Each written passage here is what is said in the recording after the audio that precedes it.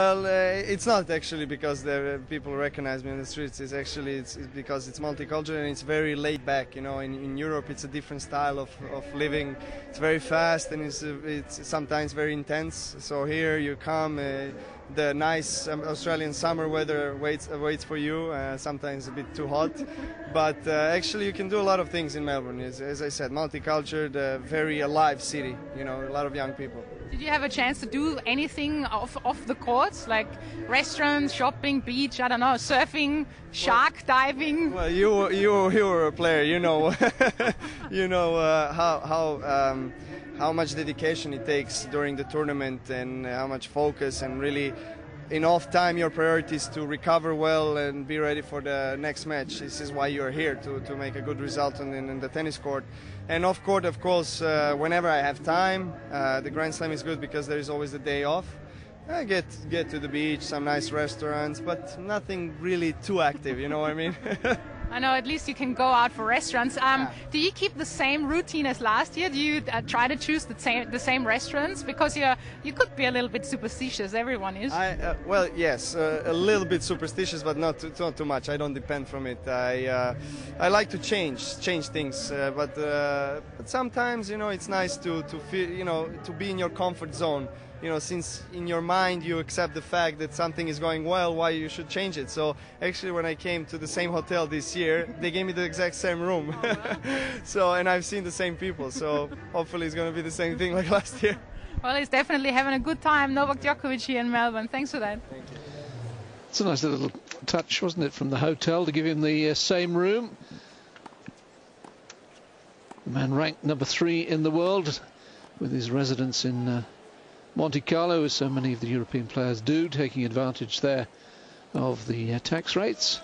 And that super year, highlighted by the win here, and also, of course, right at the end of the year, the Tennis Masters Cup in Shanghai, the tournament that this year moves to the O2 Arena in London.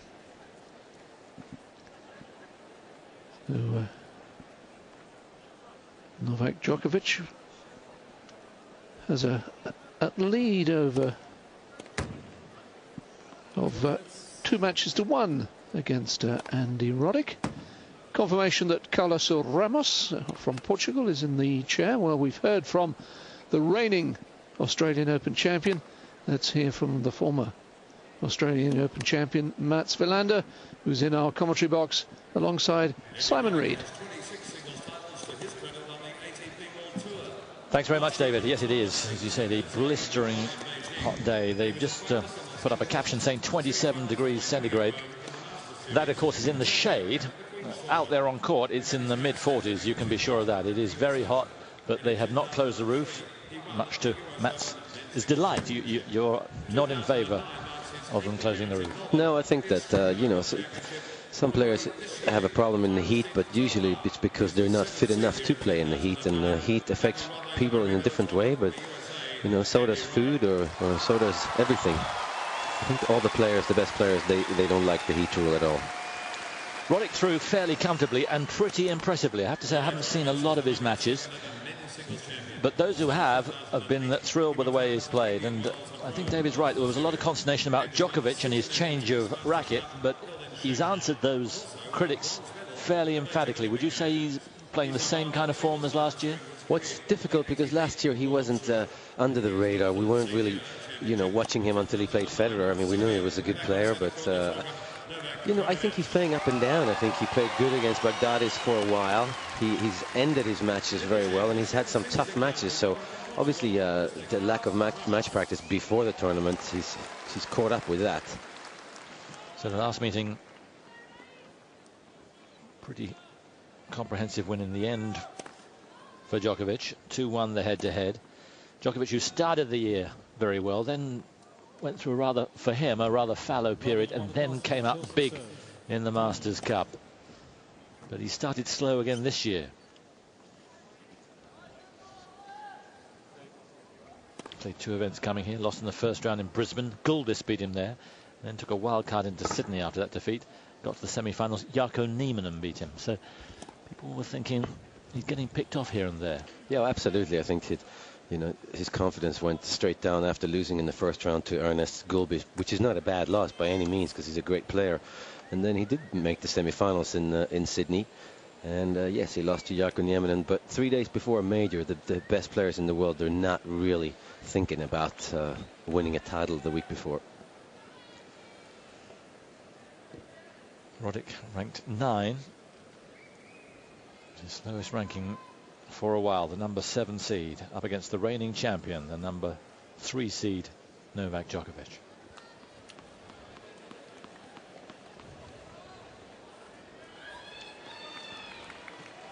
Roddick won the toss.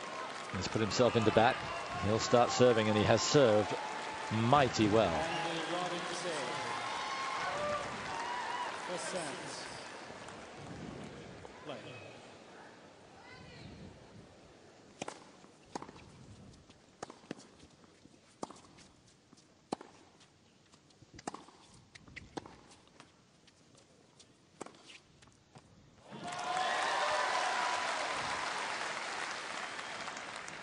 It'll be fascinating to see how aggressive Roddick is. We've been watching him closely over the last year, and he just seems to have lost power, particularly on the forehand, which used to be such a big weapon. Yeah, I think it's the second shot, and he's going to get a lot of... Djokovic makes a lot of returns. He returns very aggressively, but he's also able to just put the ball back in play if that's all he has time for. There's Stefanki on the right there, Roddick's coach.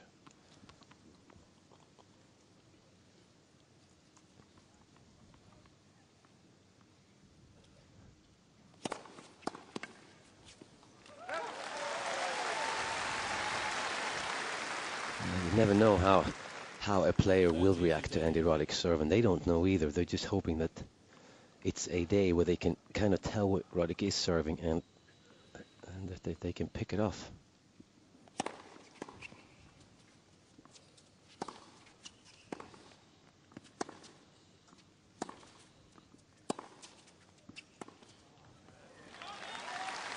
Did well there, Roddick, to win that point, but there's a perfect example. A big serve and just a bunt back from Djokovic, and Roddick just doesn't have the power in his forehand these days. Like you said, Simon, I still really would like to see Roddick serve and volley sometimes.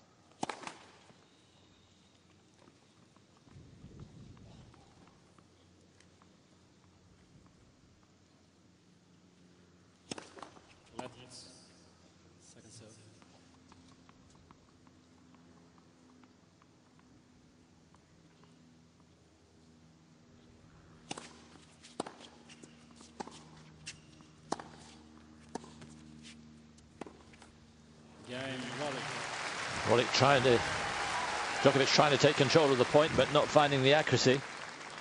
First game. Yes, it's been an ongoing saga, hasn't it, with the Roddick forehand. When he first burst on the scene, nearly a decade ago now, he was finishing the rallies so quickly. The serve was set it up, and then boof, and the rally was more or less over. But over the years, that hasn't happened. No, he's playing safer and safer from the baseline. And I think, of course, the players, they're learning how to pick off his serve, because once you've seen a serve a few times, it's not as damaging. But, you know, a forehand is always going to be as damaging, and he's just not stepping into the court. He waits for the ball to drop and not swinging freely anymore.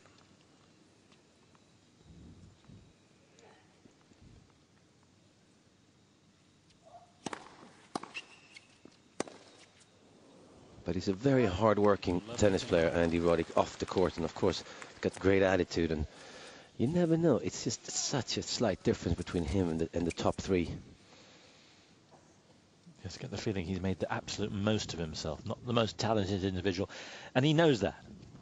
For sure.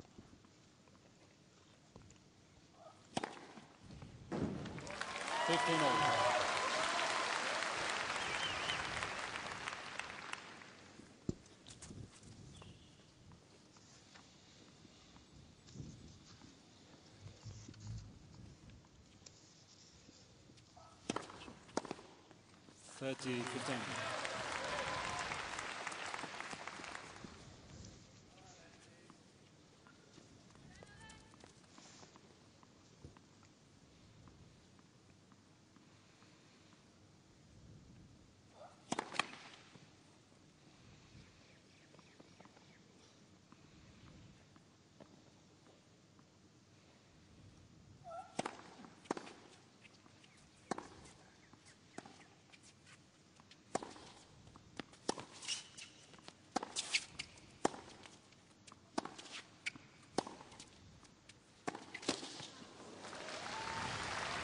quite executing at the moment. Just looks a little tight out here, Djokovic. Of course, that's what Roddick will do to you, because he serves so well, Roddick, and it puts so much pressure on your own serve.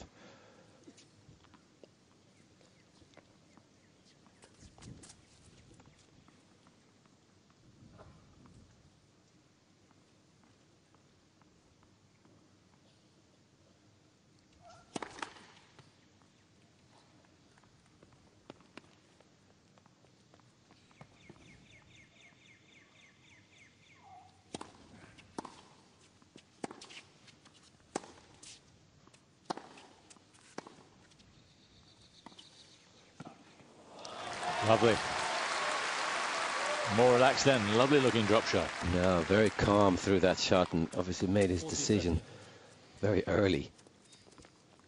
Roddick being a little too defensive there, but nice hands.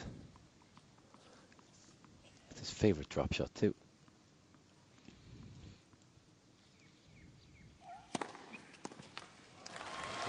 Djokovic. Punchy serving from Djokovic.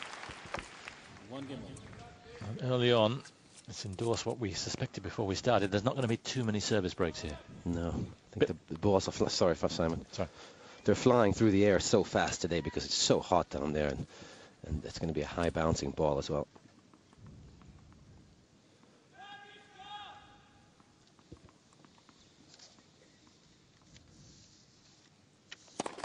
Flat. The serve.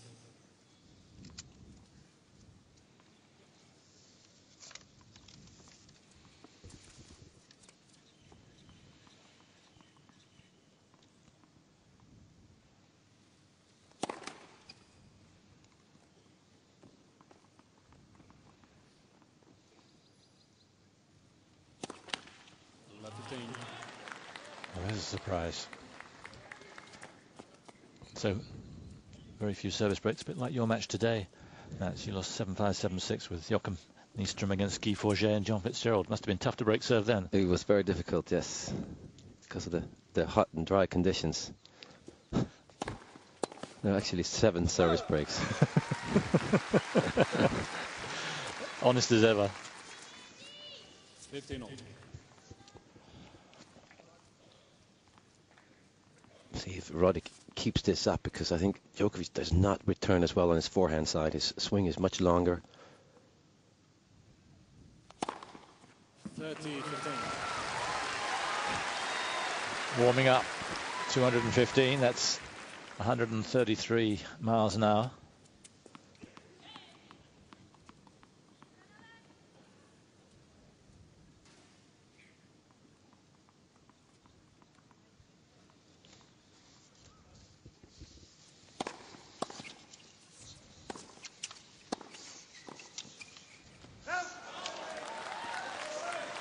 Roddick trying to come in on that shot. Djokovic again, he's making his opponents always hit that extra volley and not missing the passing shot. But I think Roddick needs to force the issue.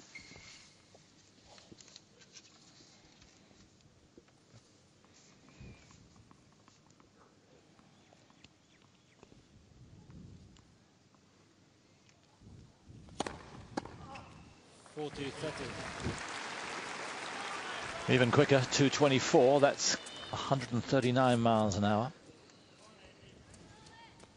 Doug Spreen on the left, the fitness coach of Roddick, and they have worked really hard on fitness. Never regarded him as overweight before, but apparently he's lost 5 or 6 kilos. But he hasn't lost any power with those kilos. Roddick leads 2 games to 1. So 2-1 comfortably with serve so far.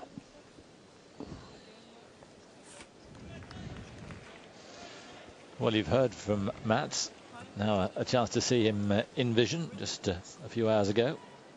This is what he thinks that Roddick has to do to get to the next level. You know, it's time for Andy Roddick, first of all, to show that he has a chance to beat the best guys. Nobody's talking about Andy Roddick anymore. He's comfortable with that, but at the same time, he's obviously working very hard to get back to feeling like he has a chance to win.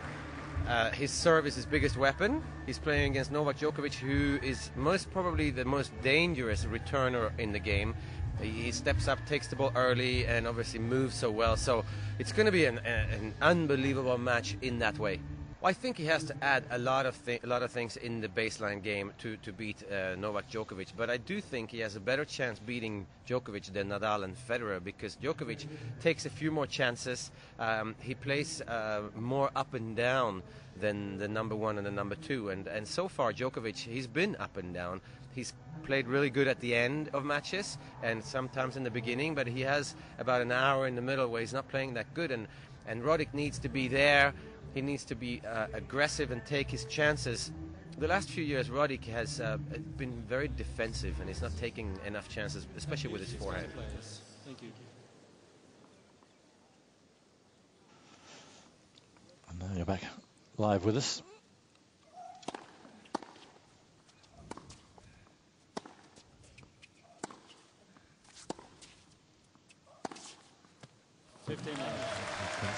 Djokovic making the play. Yeah, and Roddick dropping a couple of shots short there. So it's okay to hit one shot short sometimes, but he hit two in a row, and it's just too good, Djokovic.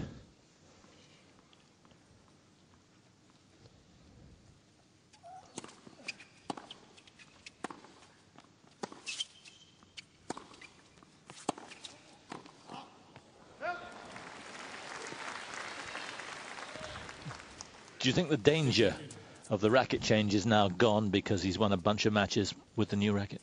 I hope so. I really hope so. I don't think so. I think that it's going to be there for until he wins another big one, and even then he will always be thinking about, is it better or not better than his old one.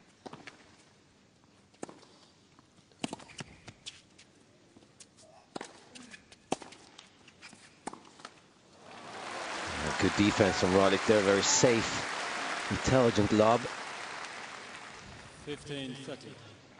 It's a difficult arena, this Rod Laver arena, to hit overheads because most of the court is covered and there's just a little opening at the top, and of course there's the sun and the clear blue sky, so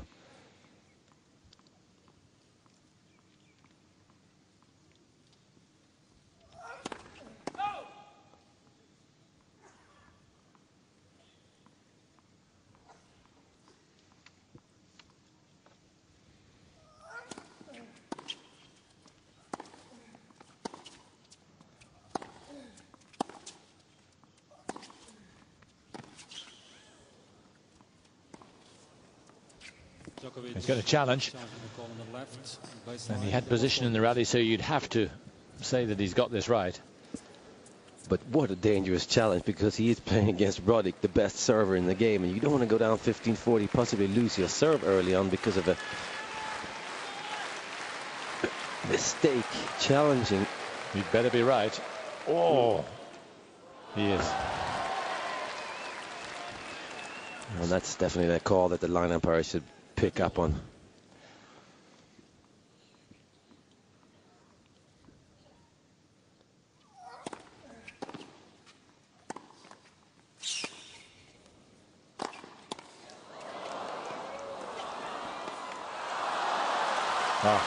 He got lucky with the net cord, and then Roddick got lucky with the miss hit.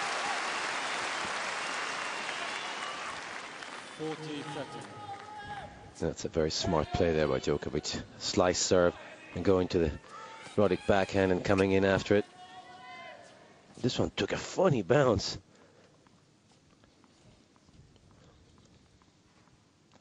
Marian Vida shaking his fist. Djokovic's coach.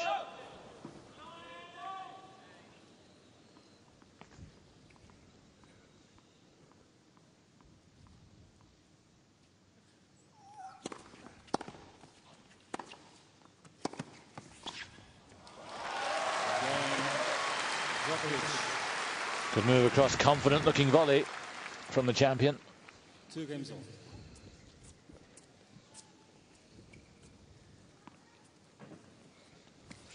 Pretty confident we're going to see at least one tiebreak in this match. Yeah, well, you just have to keep your intensity level so high against Roddick because of the big serve. You're not going to get too many opportunities to break, and you better not lose your own serve.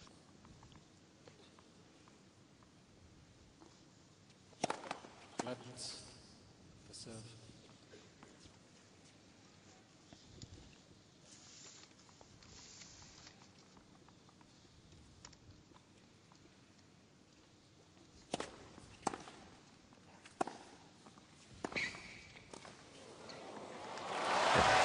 Thought he was a fraction slow to react, but he got it spot on. And that's what Roddick needs to do in this match to have a chance to win. Serve to the forehand. Of course, be ready for that passing shot, because Djokovic makes you play.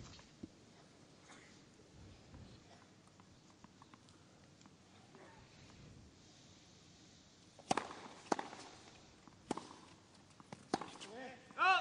30 love.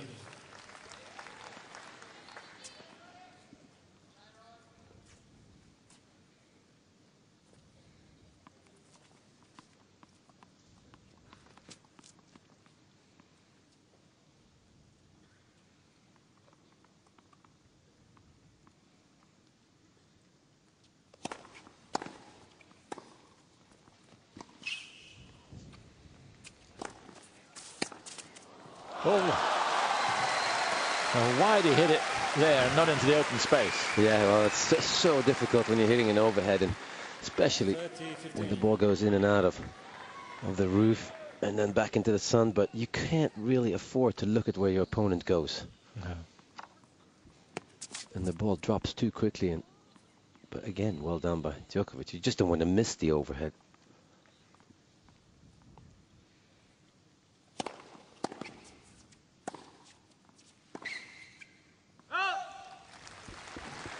Roddick keeping up the good serving to the Djokovic forehand and then going back to the backhand.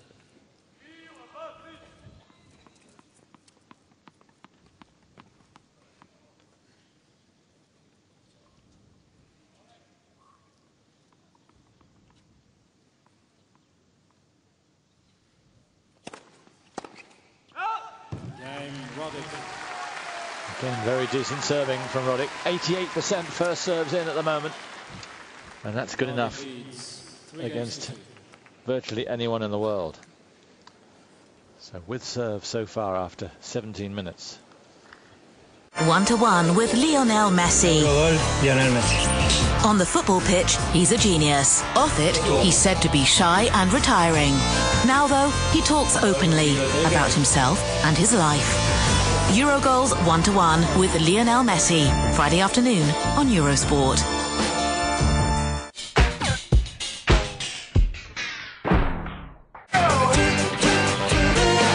Lacoste, official outfitter of the Australian Open.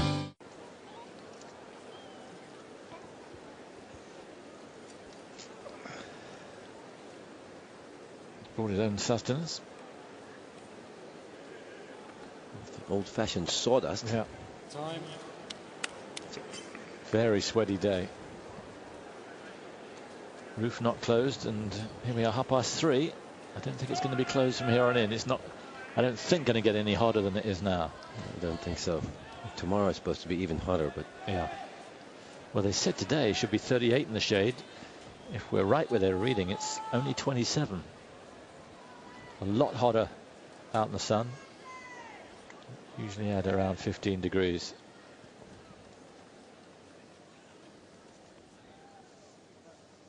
Two, three.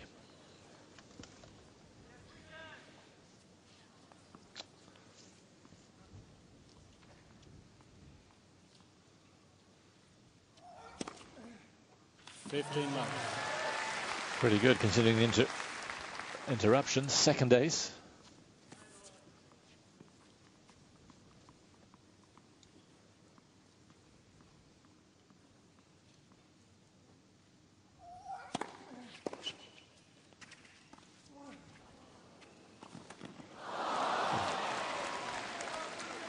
And talking of the heat, you said you were in the locker room earlier on after you finished your match. Roddick was close by and he was almost praying that they didn't shut the roof. absolutely, yeah. No, he knows that it's much faster in the daytime. I mean, in a way, the ball skids more maybe at night because the bounce is lower, but it's not as fast as now. 40 love. So the more spin you put on the ball, the better it is in the daytime when it's hot. So Nadal would love the heat. Yes. Federer would love this too, and of course Andy Roddick with his serve. Djokovic, on the other hand, Tsonga would favor the indoor surface.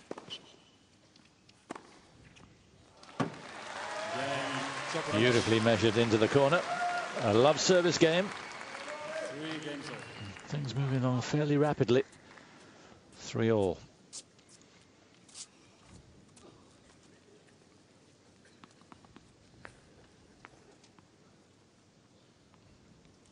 Roddick's dropped just 4 points behind his serve.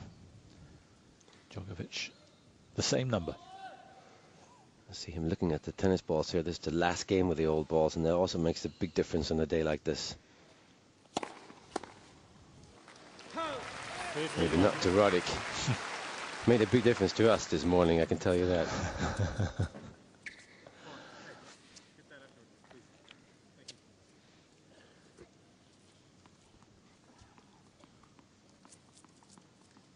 Roddick really taking his time here. He's a very quick player usually, Roddick, between points.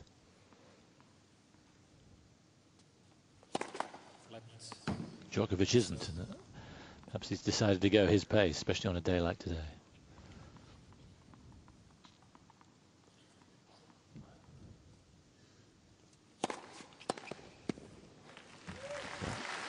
And then he unleashes. Well, I think what's happened to Roddick over the years is that he wins. I think it's 19 service games out of 20 out on tour.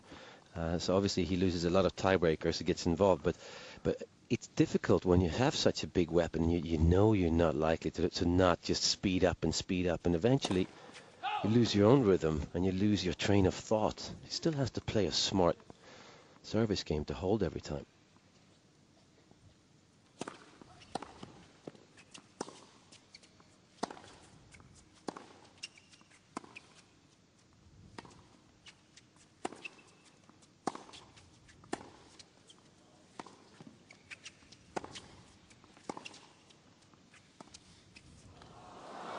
Not that time. It's a shot that's gone well for him. There was a shot from Roddick early on at the baseline, which looks as if it might have been long, but Djokovic played on. Sure. Yeah, Djokovic just asked Carlos Ramos there if he was sure about that call. And Roddick pretty sure about that serve. So quick fire service gains from these two. Roddick in front. 4 games to 3.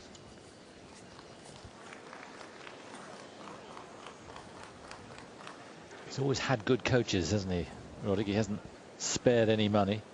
Brad Gilbert didn't come cheap. Jimmy Connors, I'm sure, didn't come cheap. No. And now Larry Stefanki. Well, Larry Stefanki is actually paid for by the USTA. He's part of the USTA tennis program, and they just assigned him to Andy Roddick. I'm sure Roddick somehow pays part of the bill. I'm not sure, but Roddick being such a big supporter of Davis Cup, that I think that they're supplying the coach for him. But it's an exciting time for Larry Stefanki. He's been coaching Fernando Gonzalez.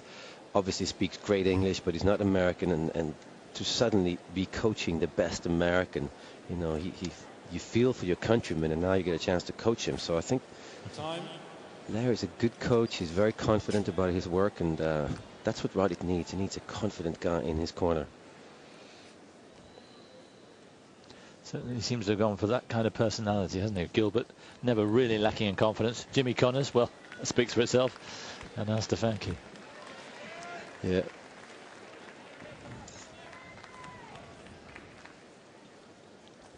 So new balls.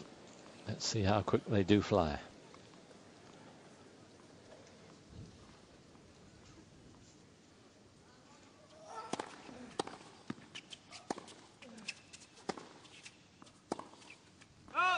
Love 15.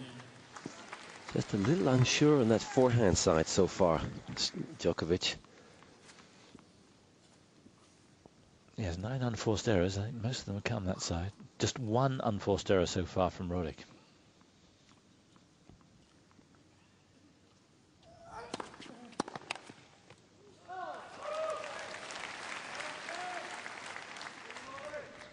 15 all.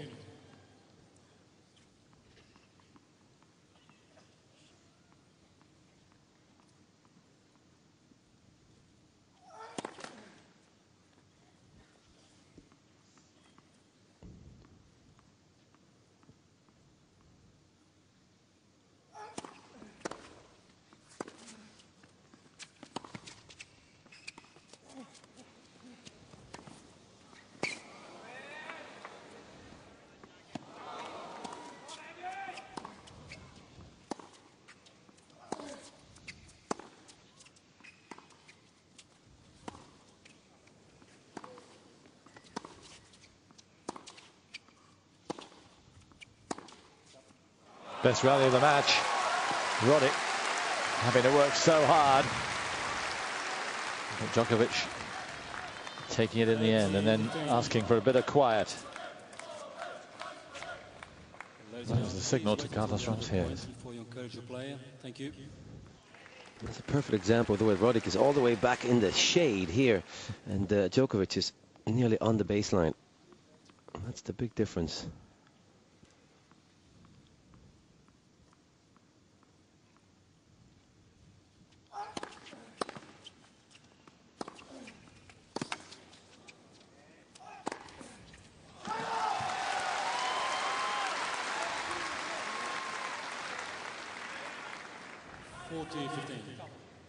It's the same guy, three points in a row. He's talking during the point.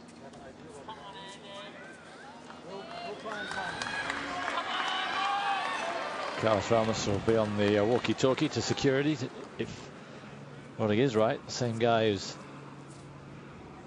having a word while the point's going through.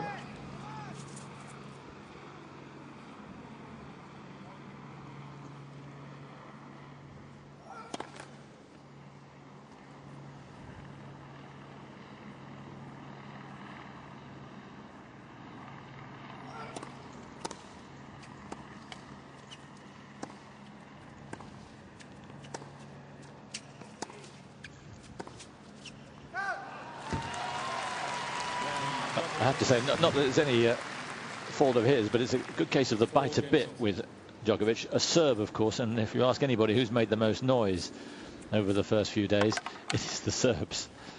But not so far this afternoon. No, absolutely. Great point by Roddick there. Broke his string and kept hitting. Usually when players break a string, they try and get into the net as quickly as possible and make your opponent come up with a good passing shot, because volleying is easier with a broken string than hitting a full ground stroke.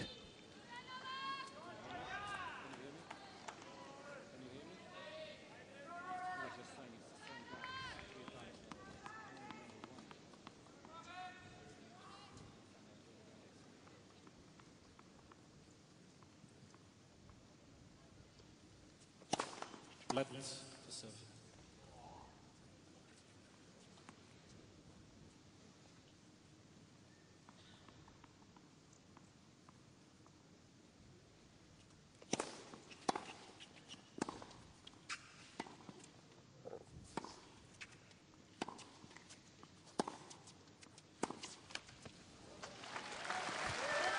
Forehand again. You know, it's difficult for Djokovic because should I just keep the ball in play if I get the serve back in play, because I'm going to win most of the rallies, and then you become a bit tentative, which is exactly what's happened to his forehand here, Djokovic. Not hitting through it at all, just trying to spin it in.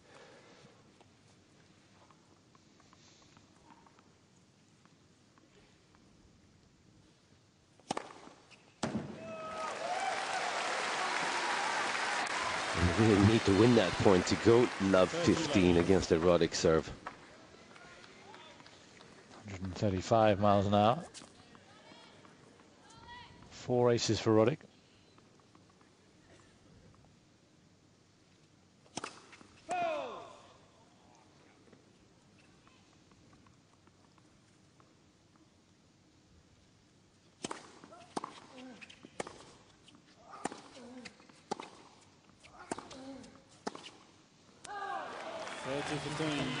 It's much better from Djokovic that time.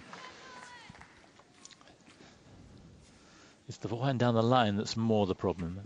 And that's the one he tries to guide into the court, because there's Roddick's backhand, and he's not worried about getting it deep, just getting it to the backhand.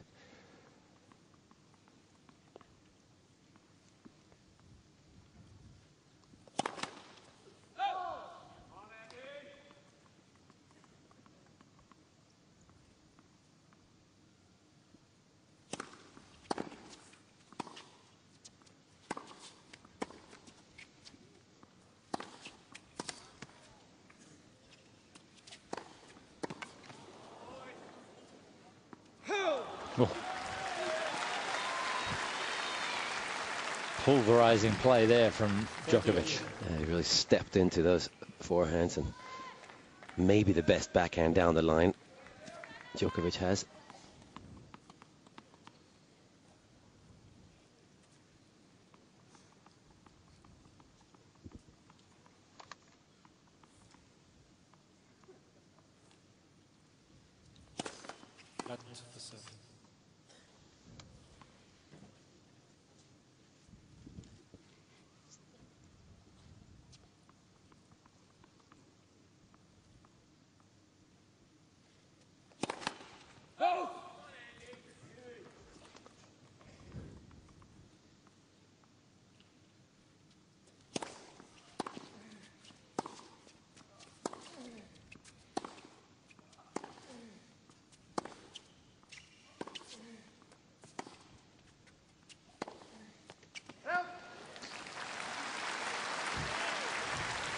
Djokovic pointing to his head there. I'm not sure.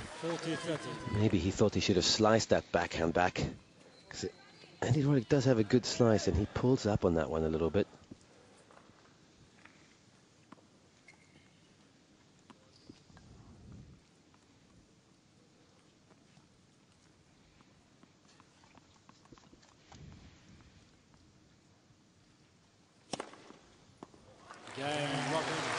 Ace number 5. So it's gone very much according to plan so far in the first half an hour. And it means that Novak Djokovic will have to serve to stay in this first set. Carla, give this to a stringer at 61. Yes, have Roman string it. Roman. Thank you. So one up for the stringers. It's amazing how quick they can be there and back in around a quarter of an hour. I'll do it. Thank you. Roddick, of course, like Djokovic, a Grand Slam winner. Roddick won his Grand Slam at the 2003 US Open. And bidding to become a semi-finalist for the 4th time here. He's done it in alternate years, 2003, 2005 and 2007. Last year, beaten in the 3rd round. Philipp Kohlschreiber of Germany had the match of his life against him. Time. Roddick, even though he's going pretty slowly between points, always the first out of his chair.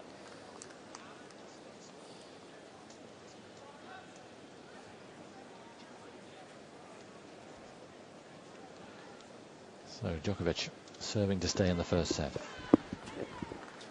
Well, this is a time when Roddick has to make a decision. I mean, there is 2 ways to return when you have a big serve like him. Either you take a lot of risks when you're returning, or you play it safe. And Roddick usually plays it safe, but at some point needs to step up. Well, that won't get it done unless Djokovic makes mistakes like that. Again, that's the forehand down the line.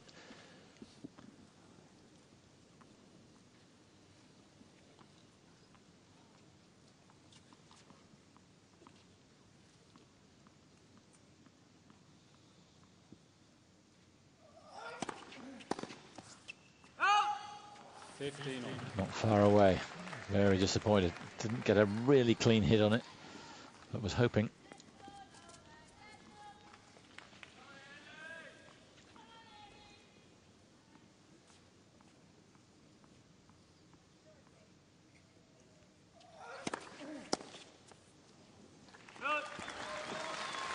A good solid serve, but Roddick is there. He needs to make that return. 30-15.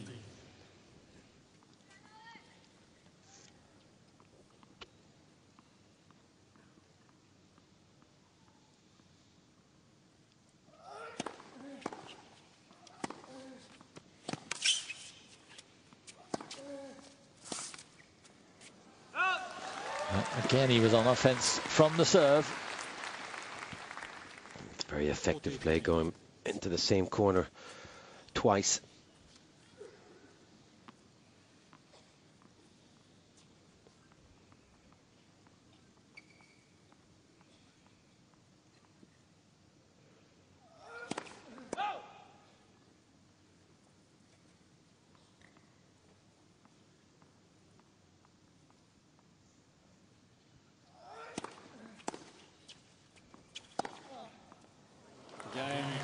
Nailed it.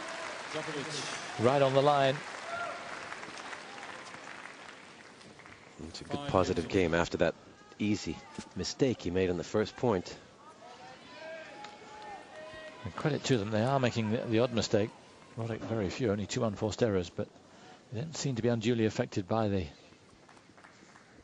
heat here, which is intense.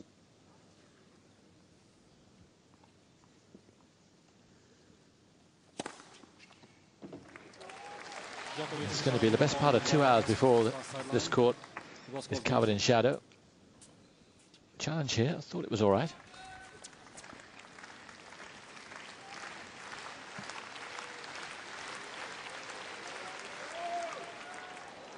Did it get the line? No.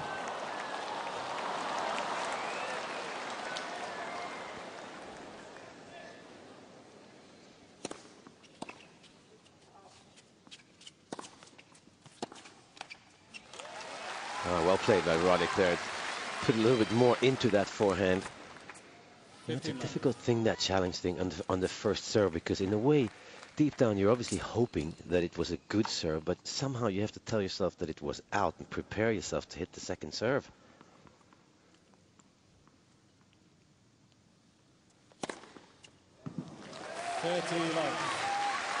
No doubt about that one. Ace number 6. It's a really good set of serving from both guys. Roddick on 75% first serves in. Djokovic 73.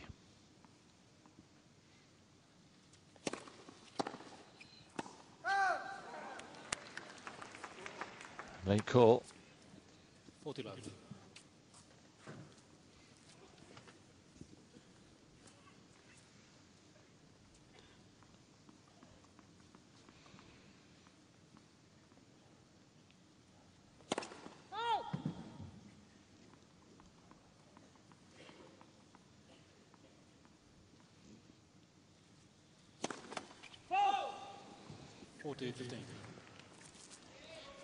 Unkind net cord, second double.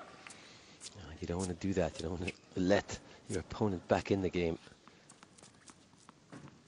by an unforced error.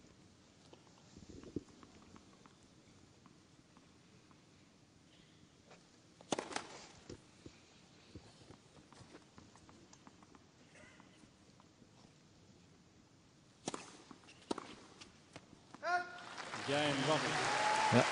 Djokovic not able to capitalise. So Roddick still edging in front. And Djokovic will have to serve for the second time to stay in this opening set.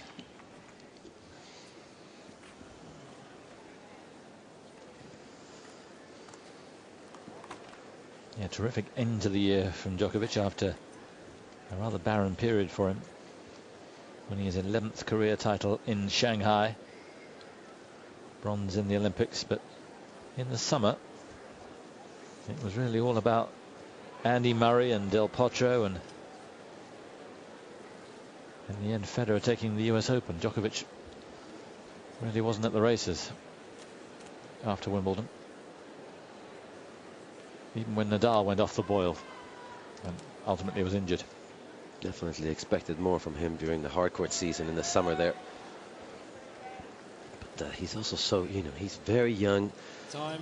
It just proved to everyone, all the critics, that I can win a major, and there's a bit of a lull sometimes after that, because suddenly you're the only one putting pressure on yourself, and you're trying to working out things. You're figuring out how you're going to play tennis in the future, how you win most of your points.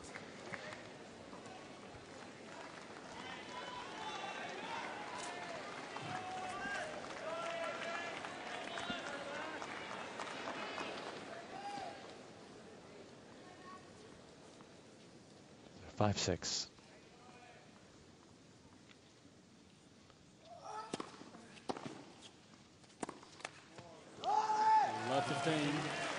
Just not getting through that forehand. He's trying to guide it again.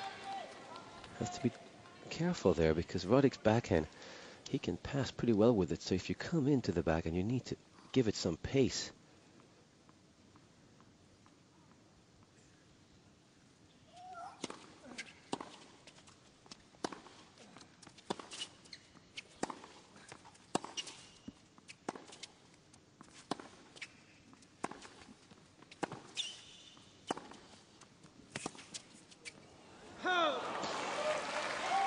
Much more positive there. Now that's a good, well-constructed point, but still gave Roddick a chance to stay in this rally. And this is a slice backhand down the line that really you can't miss.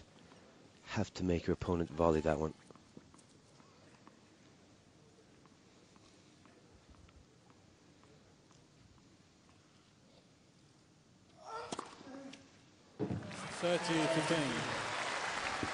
Third ace for Djokovic. You see Djokovic hit that serve over and over again on big points. It's a very safe serve for him. Opens up the court.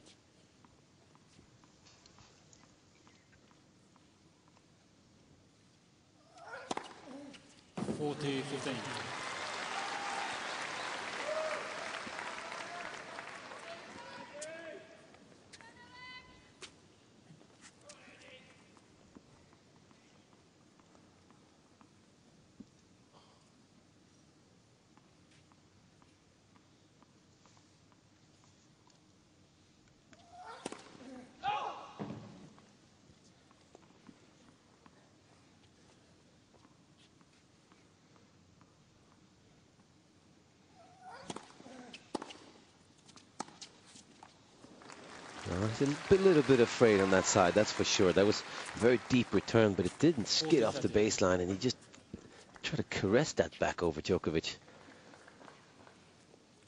You know, it's interesting with his bouncing the ball before his serve. I think his serve is better when he tries to keep the same number of bounces, but it used to put the returner off, not knowing when is the delivery coming.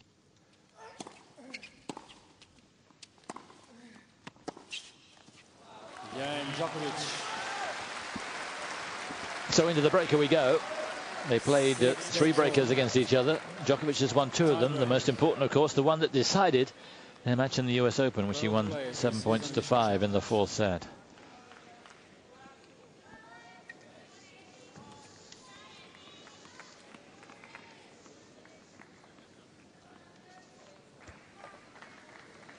This week, Djokovic has had 3 breakers, won 2 of them. Roddick just the one. And won it.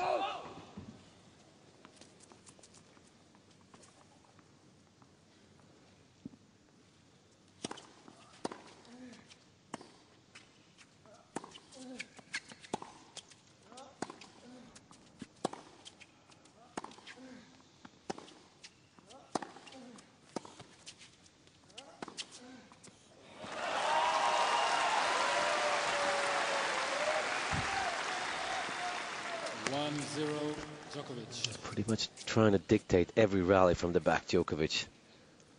This time making no mistakes. Roddick again, all the way back in the shade.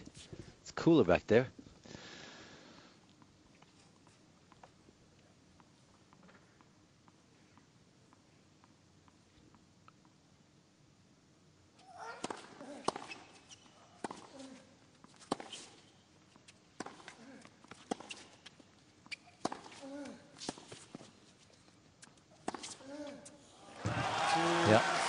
But being cool is just about the only benefit it's giving him from being right back there. Yeah, it's just not quick enough to be that far behind the baseline. I mean, he's a good hustler. He defends well. He's got a good slice backhand. But these best players in the world, they're way too good at this shot. The inside-out forehand taken early.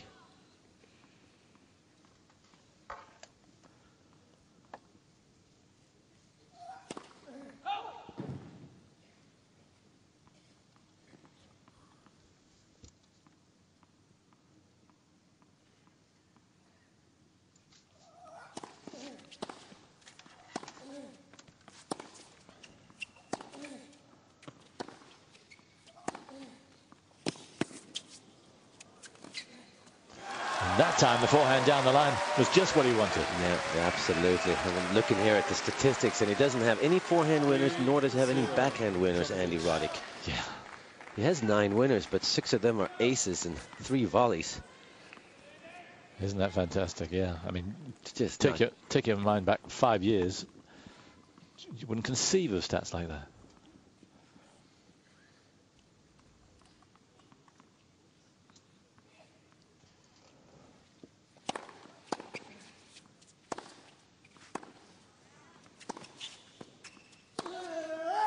He's got that as well.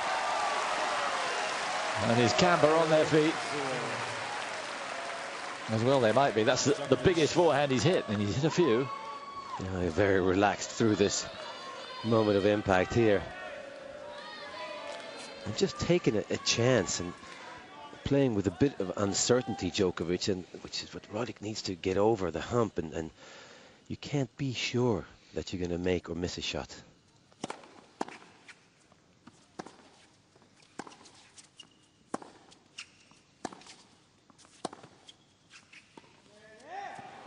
No. A bit overconfident there, Novak. 4-1, Djokovic. With a double mini break in front.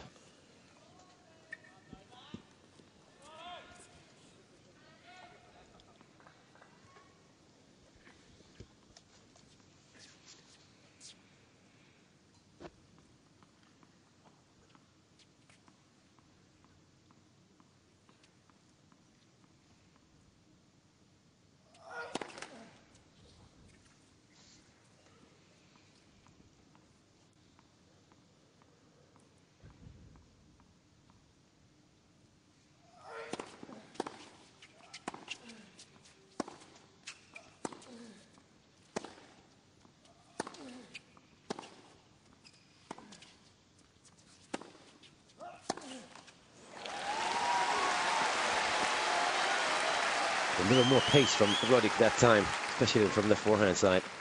4-2, Djokovic. So one against the head, but still a heavy early advantage for the Serb. Roddick straight round.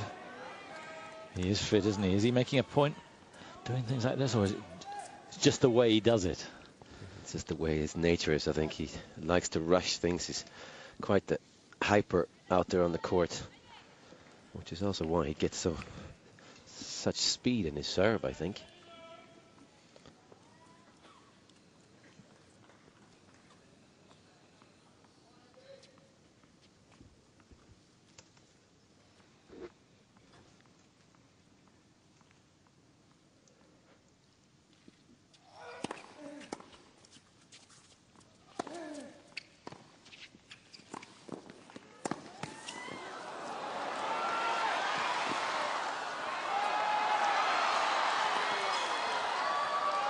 Oh, Andy.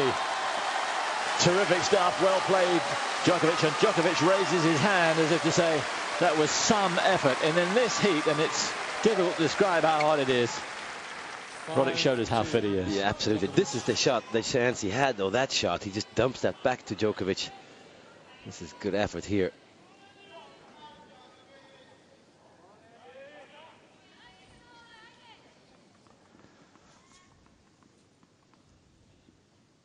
Needs these two serves. I wonder if he's taking, even for Roddick, taking his time now.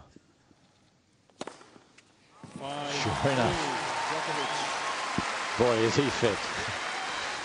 I must say that it does happen quite often when you're really tired, and I think your adrenaline is pumping really fast through your veins, and also your arm is so relaxed because you're more tired, and sometimes you come up with these huge serves.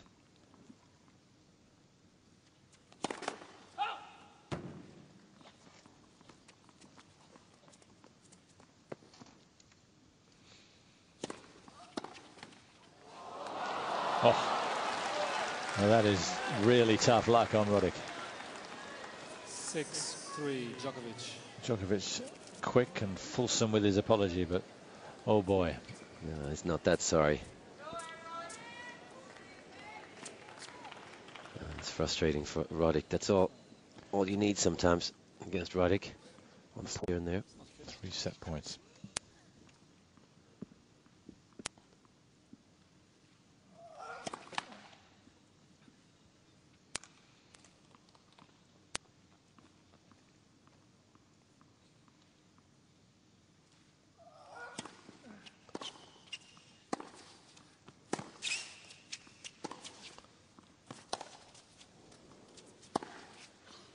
Yeah.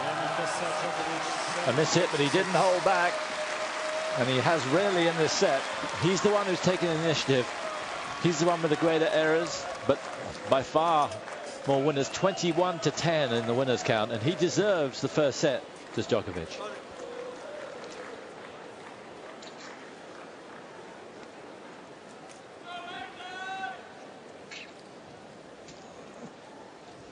Well, they're both marching off court. And quite right too, and I think Carlos Ramos will be pretty lenient with the time that they can spend off court. Well, of course, safety first here when it's this hot. Look at those stats for Roddick. 10 winners, 3 unforced errors, but he lost the set, and although it went to the breaker, you sensed it was going to be Djokovic's breaker. Yeah, absolutely. Djokovic is serving well enough, up at 70%, and 4 aces, no double fault, so he takes a lot of pressure off his own service games because of that, but still, he's just being a bit more aggressive than Roddick. Well, a lot more aggressive than Roddick, I should say. And well deserved. So it's the champion looking good at the moment. A set up. In for the long haul. So tough, physically and mentally. 4 months, 11 countries, 17 locations. Hardcore winter sport. The Cross Country World Cup from Rybinsk. Friday at 12 on Eurosport.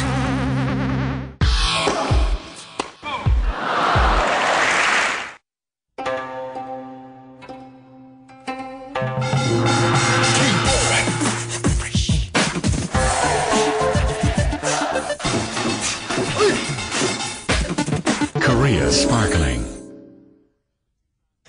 Complete coverage of the 2009 Australian Open.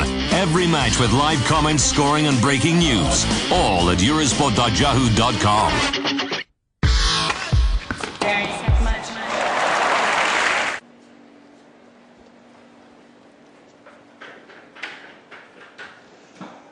Players making their way back. For those of you watching at home, I'll tell you that Heather Watson has taken the first set against Chanel Simmons of South Africa in the junior event.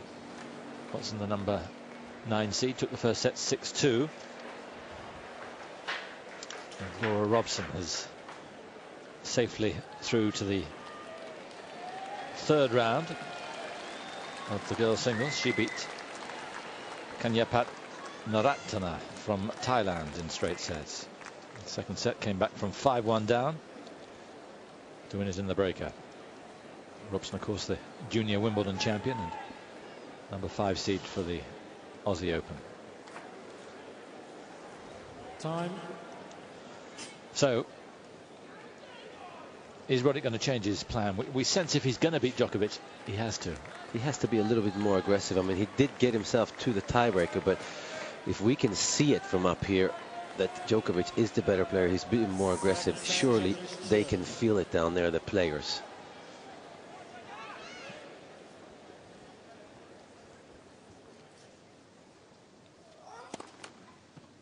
Well, it's just gone 4 o'clock now, so the roof is not going to close from here on in.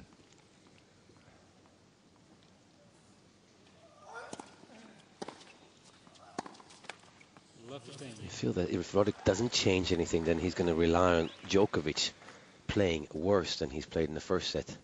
And that would be Roddick's only chance to win.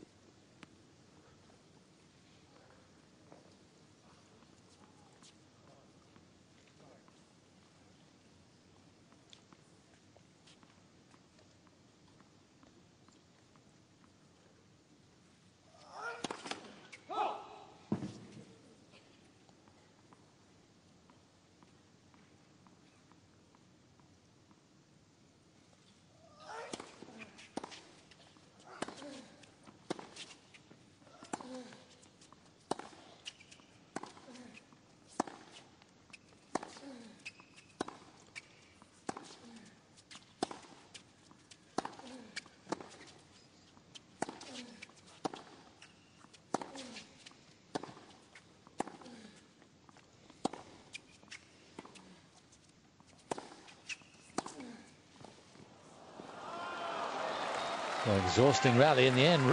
Roddick trying to take the initiative, and Djokovic saying, no, you don't. Yeah, he's so quick, Djokovic, and so flexible out in the corners. And he always makes you play that extra volley. And he, not with the greatest hands.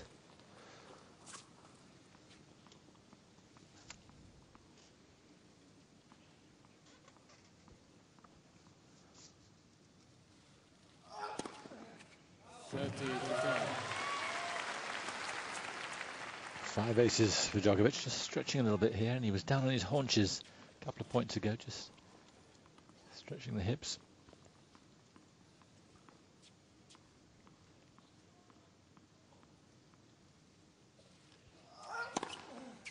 Hold.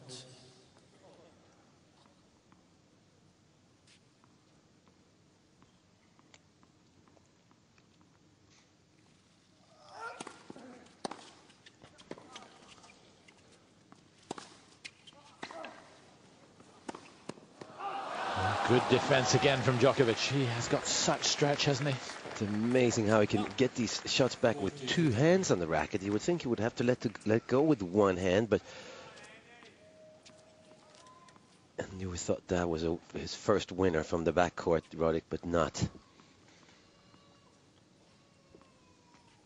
More positive point though by Roddick.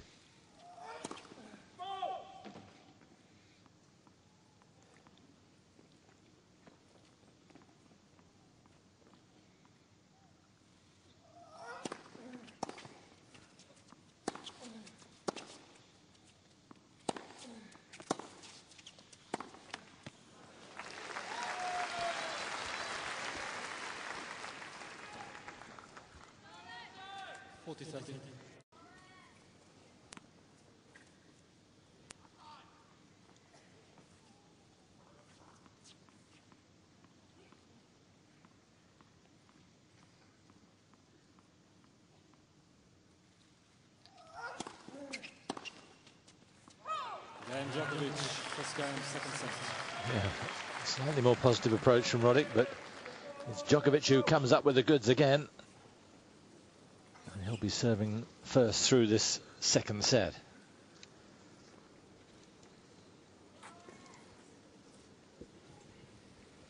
Beat Andrea Stoppini, Jeremy Chaddi, the talented Frenchman, Amir Delic, and Makos Bagdadis in his first 4 rounds here. Perhaps the form against Bagdadis is his best so far. I think he has got better as the tournament's progressed. Absolutely, had a very dicey performance against Amir Delic, and he won 7-6 in the fourth. He did, Djokovic, but against Bagdadis he showed flashes of what he showed last year.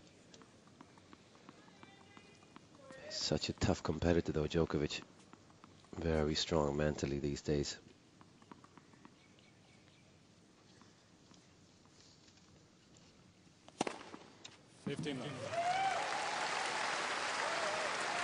Bruising serve, 135 miles an hour.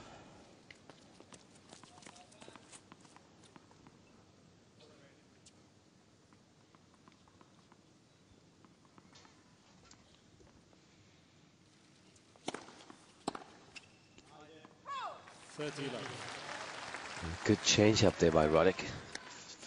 First serve that kicks up high. It's a good play sometimes because players are quite far back when they return serve these days.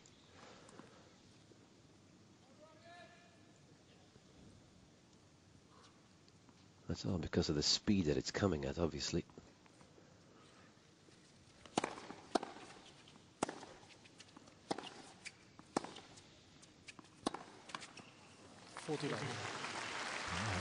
Djokovic took the serve. It was a brute, 220 Ks. And had a bit of a chance.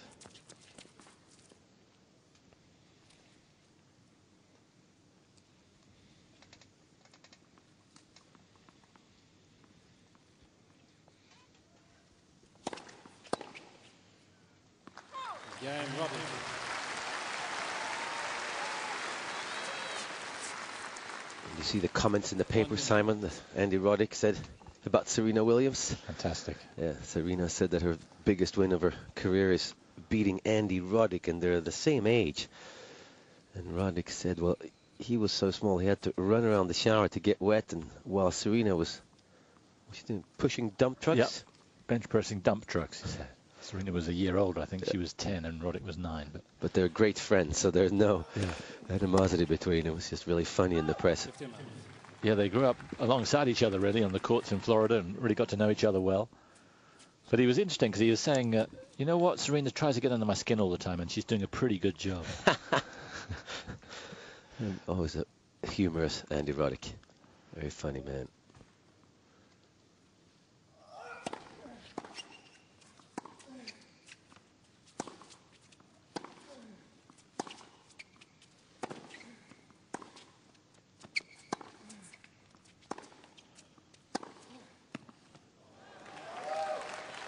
Yeah, it's close.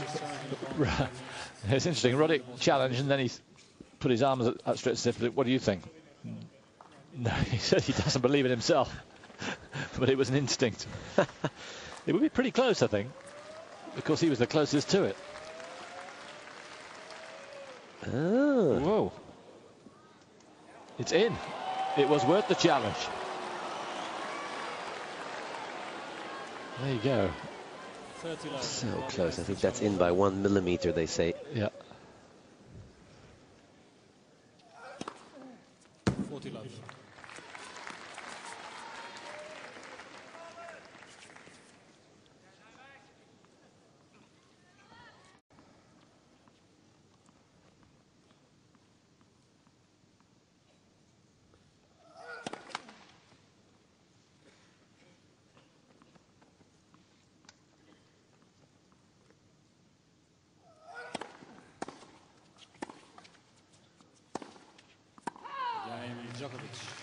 Yeah, superb stretch from Djokovic to the forehand, and Roddick missing out.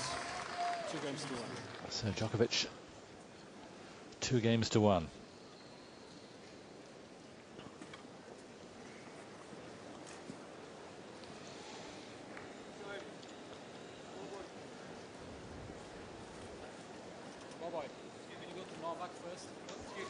In the Margaret Court Arena, the Williams sisters are being given a bit of a run around by Sei Su Wei of Taipei and Peng Shuai of China, the number 15 seeds. Williams, of course, the number 10 seeds here. And maybe people's eyes, one of the top 3 favourites for the women's doubles. They won the first set 6-2. The Asians took the second 6-4. Williams have just got a break and lead 4-3 on serve. And they're actually down 3-1 in that third set. I was watching the scoreboard before, so done well. Always impressive when you're Venus Williams and you lose early in the tournament and you stick around and you fight it out in the doubles. That shows a lot of professionalism. It probably does a lot for Venus to lessen the pain. Absolutely.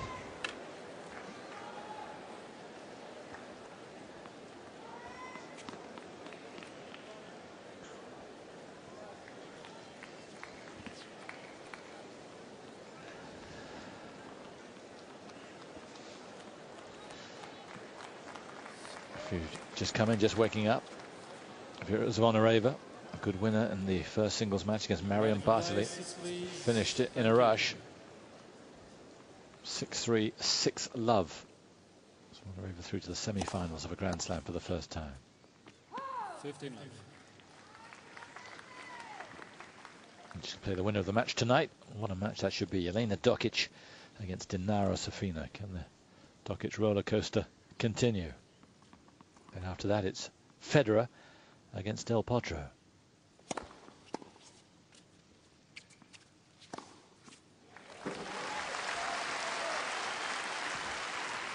First forehand winner for Roddick in the match.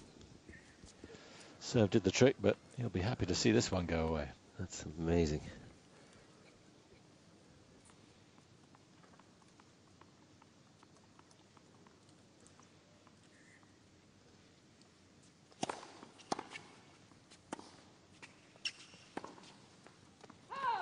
That was a super slice.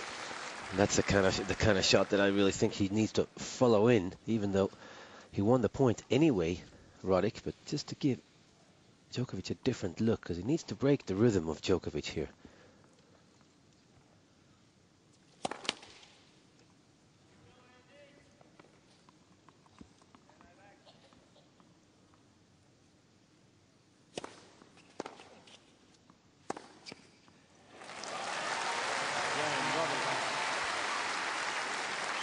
Another forehand winner. So things beginning to work now for Roddick a little bit more impressively. Can he make that count on the scoreline? Of course, it's in Djokovic's service games that Roddick needs to break the rhythm of Djokovic. Somehow needs to make him play worse. So Roddick is not going to raise his game that much.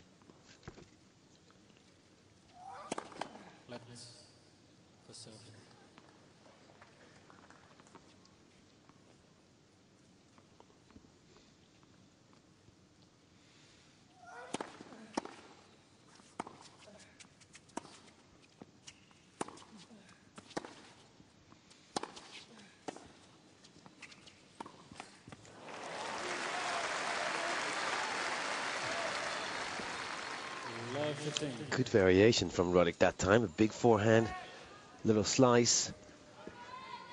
Good defense.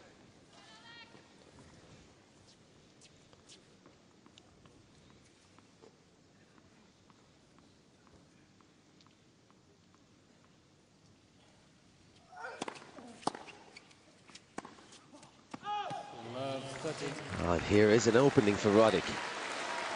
First real chance he's had in about an hour and 6 minutes we've been going. Hasn't had a break point, hasn't had a sniff of a break. Now, what can he do? Is he going to be brave?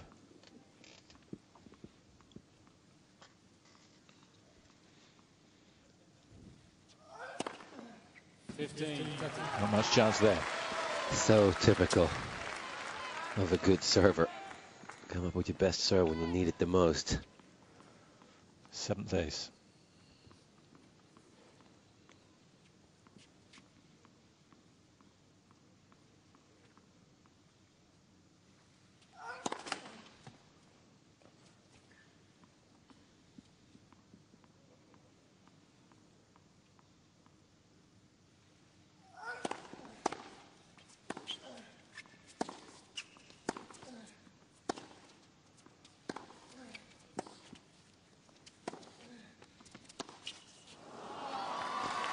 Miss hit, but he was still rather passive. Yeah, he was. He had a couple of chances there.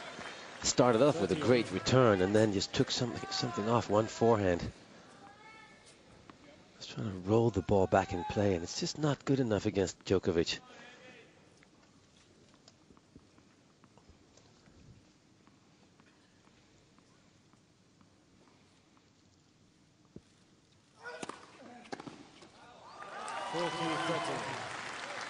Serving like a god.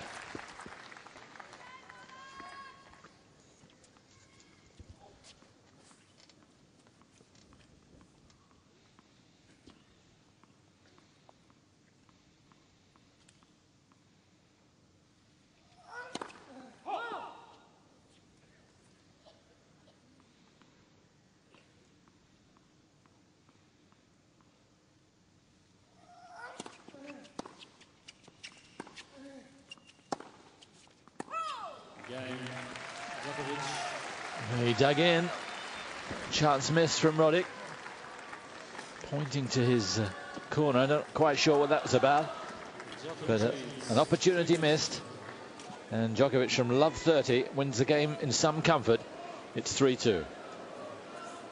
It's Hervenen versus Loeb as the super-fast Finn once again tries to rip the title from the brilliant Frenchman. But while the star names are the same, there is totally new territory to test their mettle. The FIA World Rally Championship from Ireland, Friday at 23:30 on Eurosport. The Australian Open, brought to you by Kia, the power to surprise.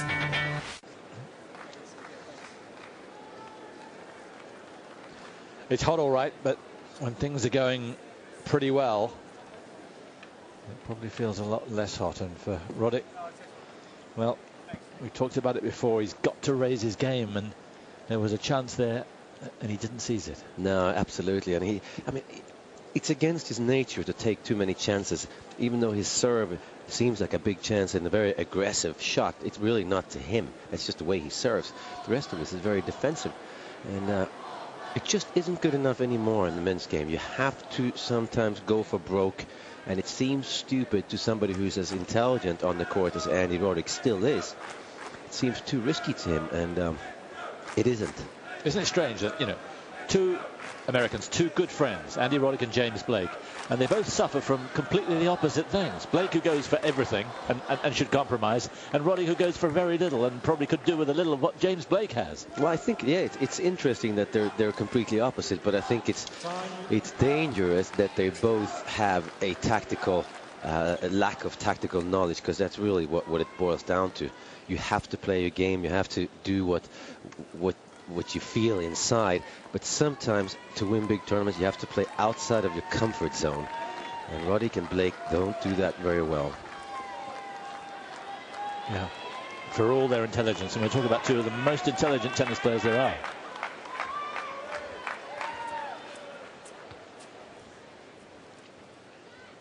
Two-three.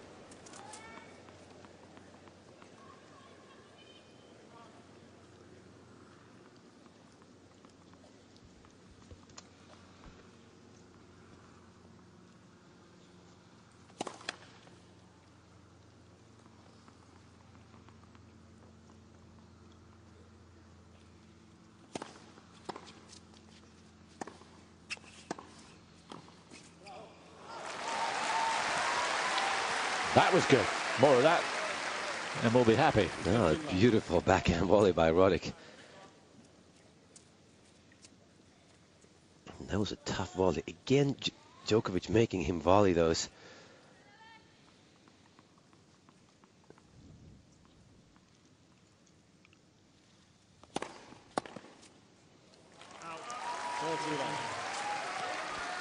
But he is still serving very well. 72% first serves in, and still winning 80% of the points when the serve does go in.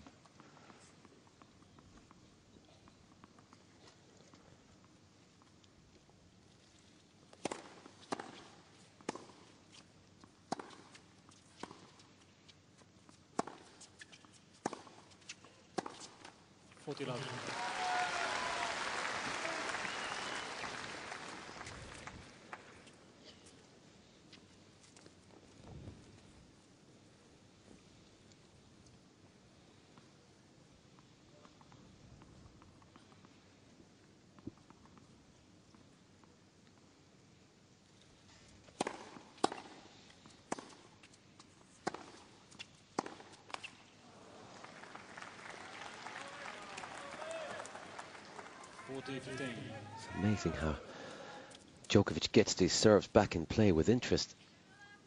It's such a good returner.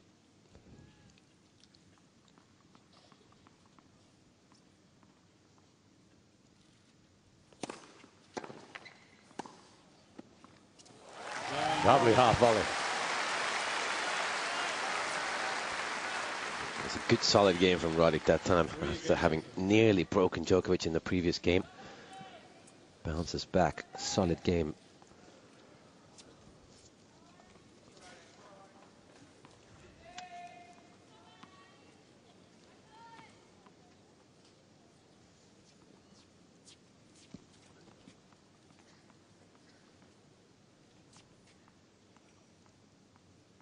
Mr. Venke, happy with the game, the way that finished.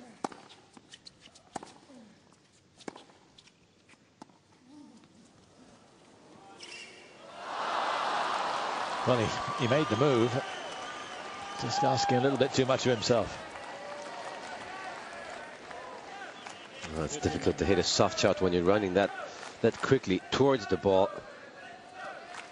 It's a good disguised drop shot, but not a great. And right choice, poor execution from Roddick.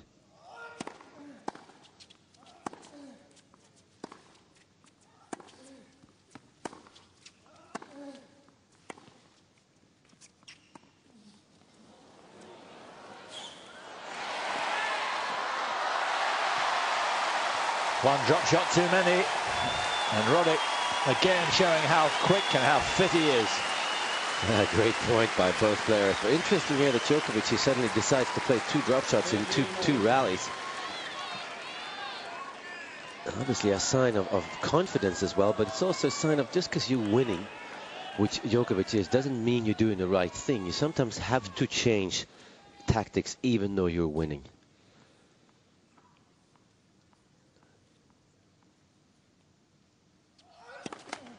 The same is to be said for the other way around. Even if you're losing, it doesn't mean you're doing the right thing. Your time will come.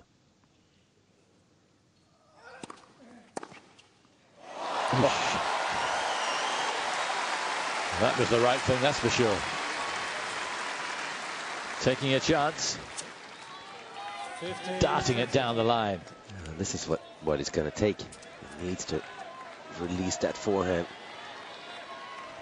Another chance for Roddick. There's that little sprint and that little drop shot, giving him the springboard to get the break. Or will Djokovic close it up now, as he has so many times?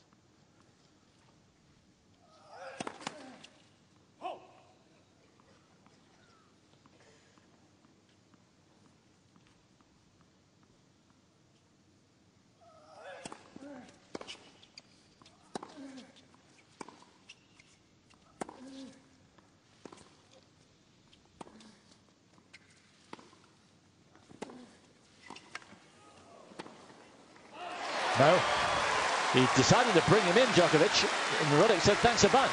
Yeah, no, it's a good solid slice. A couple of good solid slices there, and a good approach shot, of course, deep enough. Djokovic makes him play, but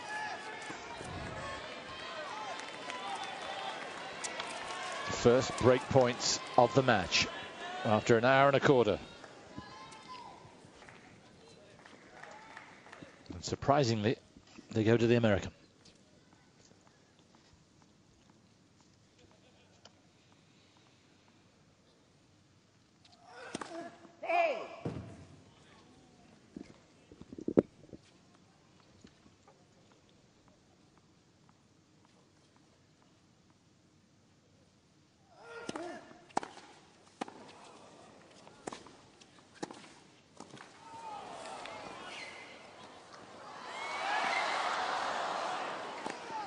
Well done. He took a chance and it came off. All credit to him.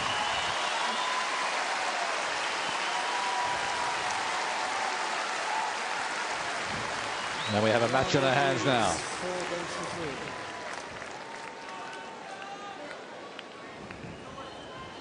Well, we've been urging him, almost pleading with him to do something like that, and he did. Cracking forehand down the line, and the enterprise to come in. Yeah, well, Djokovic started this mixing up the game plan here with the two drop shots that he began the game with, and brought Andy in. Andy got to hit a volley and felt like he was playing better. It's always encouraging to win a good point like that previous drop shot, and suddenly he's more aggressive, he's moving better. It's funny, at the change rounds, they'll both have very different interpretations of what went on there. Roddick will be thinking, yeah, took my chance, got it, and maybe he's going to build on that and be more aggressive. And I guess Djokovic is going, I shouldn't have done it. Absolutely, yeah. Time. But Roddick taking the chance. When Djokovic misses his first serve, Roddick needs to step in, just like he did there on the second serve, and dictate. News for the Brits. Heather Watson has won her match on court 11. 6-2, 6-1. Convincing victory for her through to the third round of the girls' singles against Chanel Simmons of South Africa. Thank you. Now, can Roddick see it through to the end of this set? Thank you. Quiet, please.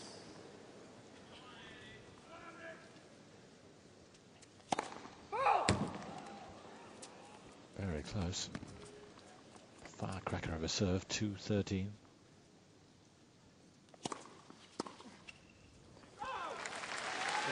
So much spin behind that second. It's going to be important for Djokovic here. It's obviously really hot down there. It's going to be important for him to show a positive body language, and he tends to sometimes show his opponent too much. Roddick being the more experienced player out there, he's going to be looking across the net.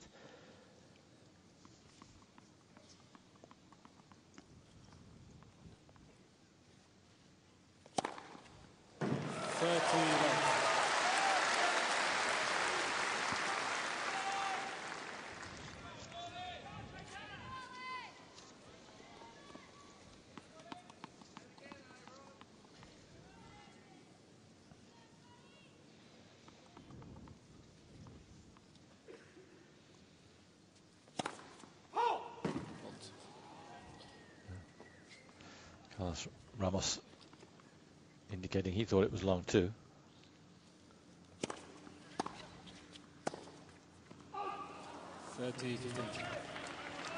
Lost the point, but he's dictating more. He's taking more chances for sure. He's using the pace from Djokovic's shots, and he's generating his own pace at the same time now, Roddick.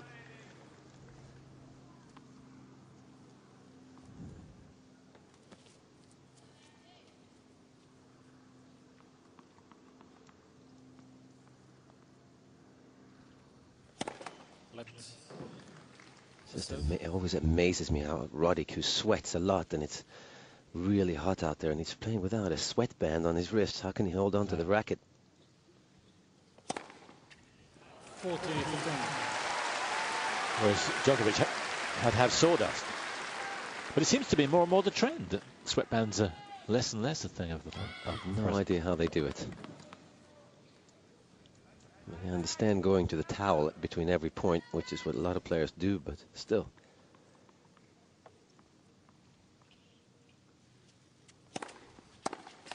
Game ready. Shutting the door on this set to Djokovic. 5 games to 3. So Djokovic, after an hour and 22 minutes, serving to stay in set number 2.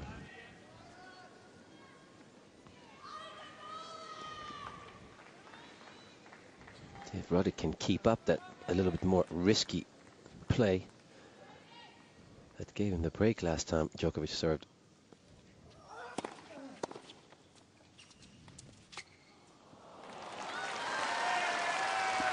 Just the perfect drop shot, but it has cost him.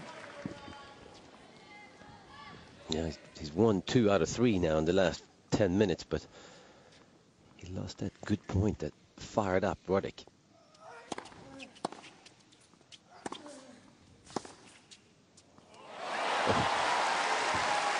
Djokovic having done to him what he normally does to other people. 15 all. It's a great stretch two-handed backhand. This is a disadvantage with 2 hands because you have to stretch more, but the advantage is you got the left hand to help it in.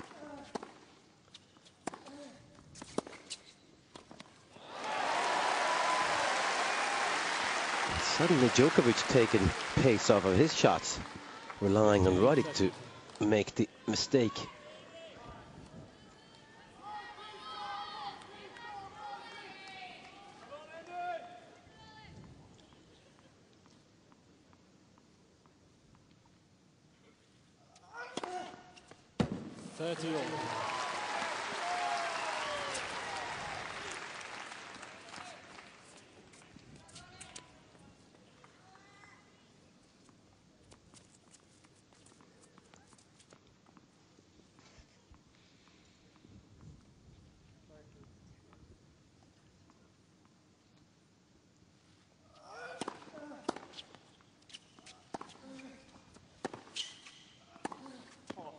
Oh, yes. Glorious shot from Djokovic.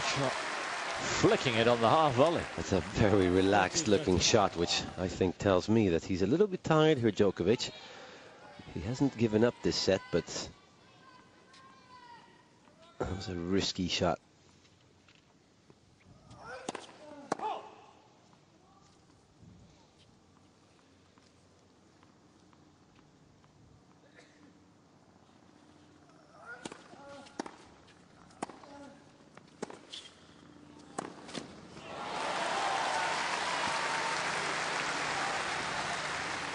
I say that Novak Djokovic is feeling the heat down there right now.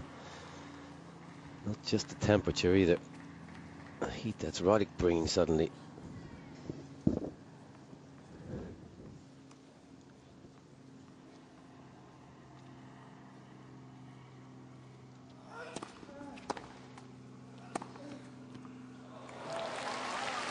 Yeah, he does look tired. He won that point, but it was a rather laboured follow-up. So you can see it here. Just watch his legs if you can. Didn't really see it, but it was a tired pull-up.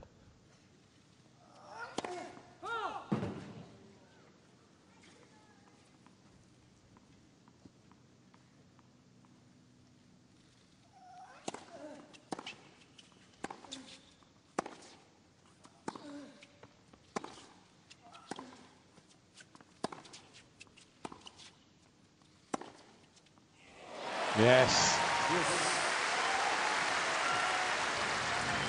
Djokovic is going to challenge, but I think that's bravado, really. Feels like wishful thinking here from Djokovic. Yeah. And that would be sending a message across the court to Roddick, too. It was such a good shot from Roddick. It deserves to go in. I think it is in. Yeah. Yes. Djokovic has 2 challenges remaining.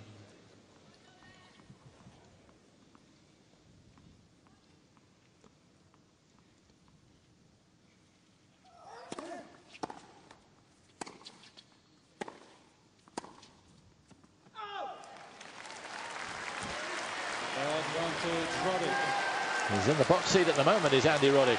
And here is set point to level up.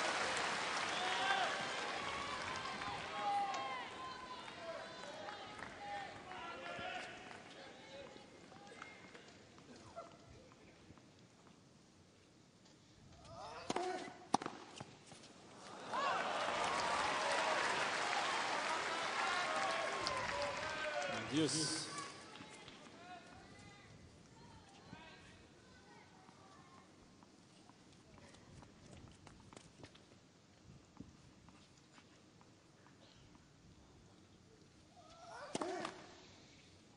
Oh, it's a tired-looking serve that time. Not reaching up at all.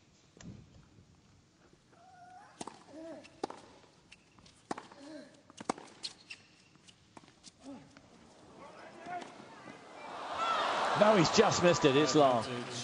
Djokovic. He's not shy of giving it the gun. And he can only have missed by 2 or 3 centimeters. I liked it to drive through that ball instead of bunting it and maybe take a position at the net. Who knows what's the right play?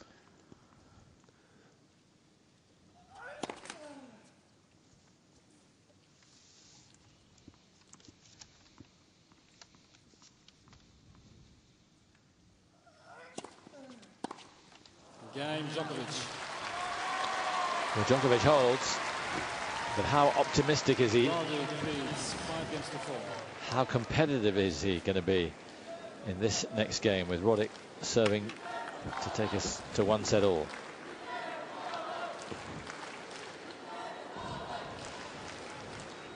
Definite signs of tiredness there from Djokovic. If it is, it's early. It's understandable. It's a burning hot day.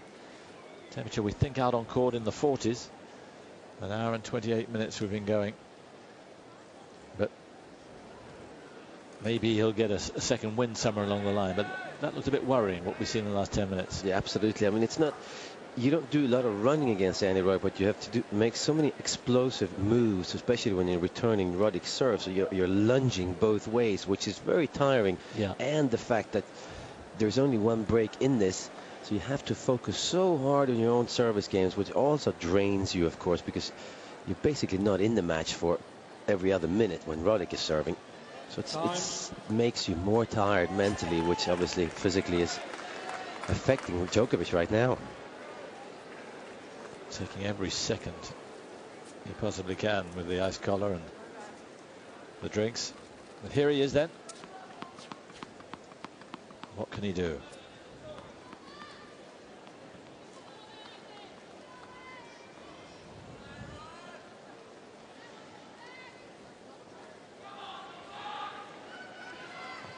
Roddick serving for the second set after an hour and a half.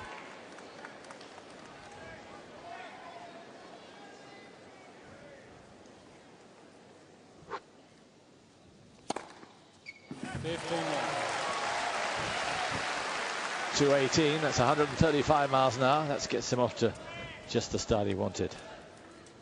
11 aces now. Djokovic is 8.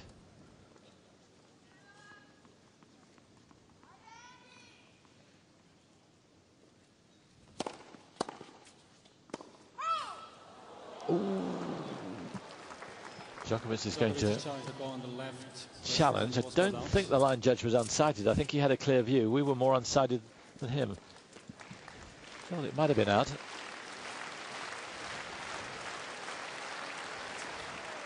Indeed so. That's a good call. It's always difficult for the umpires when the player half volleys the shot.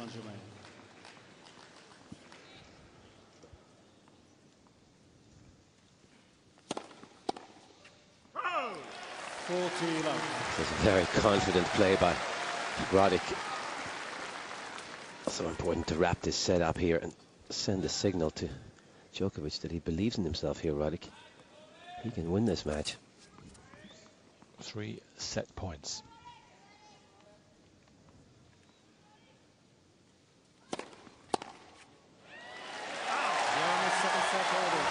A very fine second set. 1 weak game from Djokovic, and that was all Roddick needed. A little bit more personality about that. A bit more positive thought. And he has a bit of momentum as we move into set number 3.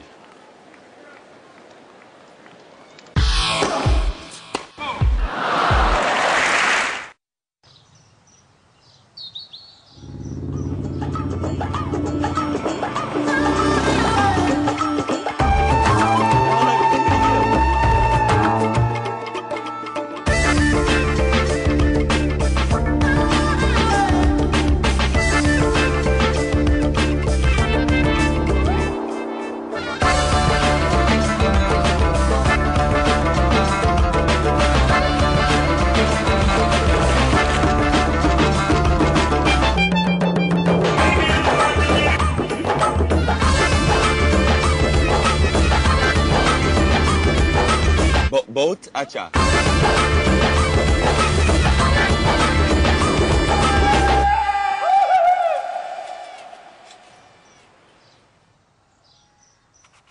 India, incredible India. Very much.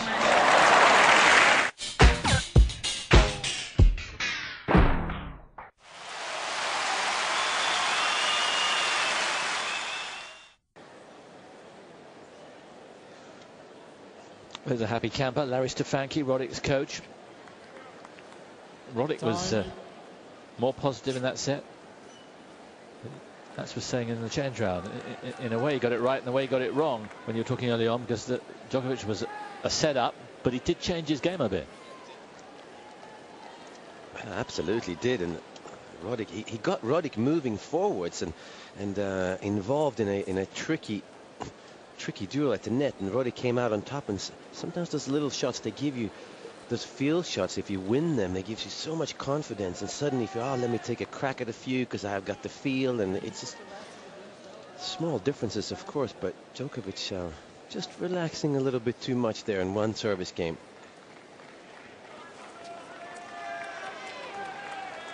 So can he come out buoyant here, Djokovic, because there were signs of fatigue towards the latter part of that second set.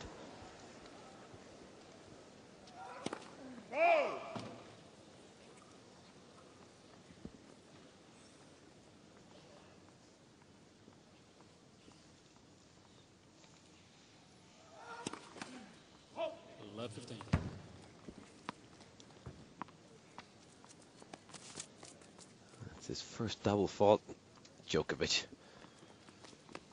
Not a good start.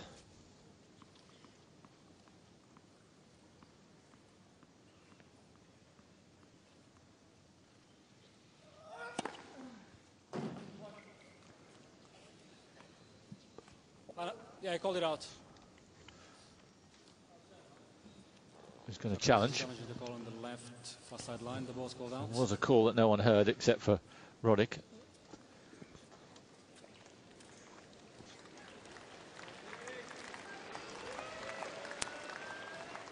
Things are starting to go against Djokovic here.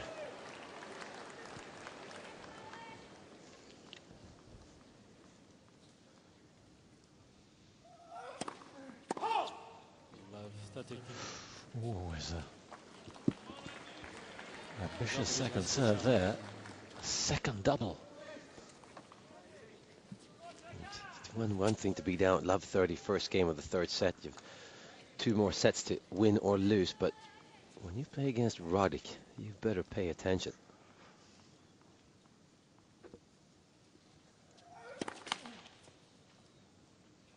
Looks across at his box as if he's losing faith.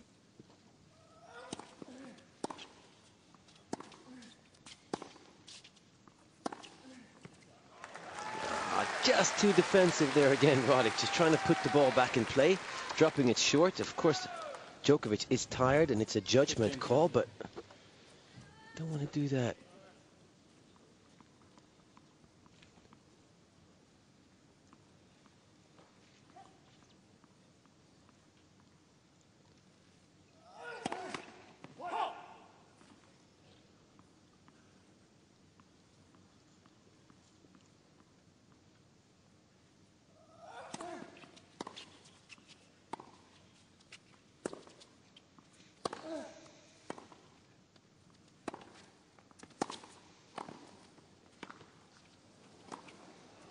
Well played. Again, too passive, the American. Absolutely letting Djokovic dictate that rally. And of course, Novak is a little bit tired. He's going to take any opportunity he can to shorten the rallies right now. Good volleying, though.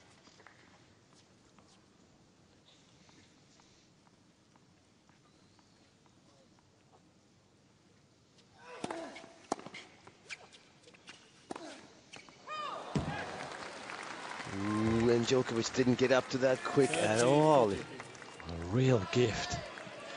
Now, Roddick's done virtually nothing in this game. 2 double faults, a chronic miss, and he's got break point. Yeah, and he's played very defensively when he had a chance here. He needs to not let Novak dictate here. Step up into the court.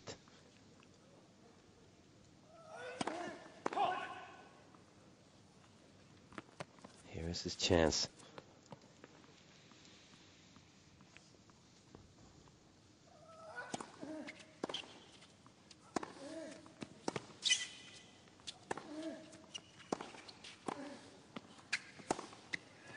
He's got it. Djokovic dictated, but what a running forehand that was from Roddick, and it may be the shot that wins him the match. Absolutely. I mean, he's so lucky in a way, Andy, there, because he really didn't do anything in this rally either. And of course, good defense, but not much more. And Djokovic gives him an opportunity to hit this curling pass. A way to execute on a huge point of the match. Look at the side spin on that. That wasn't coming back. Interesting. There are no celebrations at all from Roddick. No, there is a long way to go, and obviously I guess you conserve as much energy in this heat. It's still red hot, not quite sure of the temperature. I would think out on court it's still 40. Plenty hot enough. Djokovic looks weary. He has done for 15 minutes or so. He's got to bite back, and as Mats was saying, he's up against the wrong guy.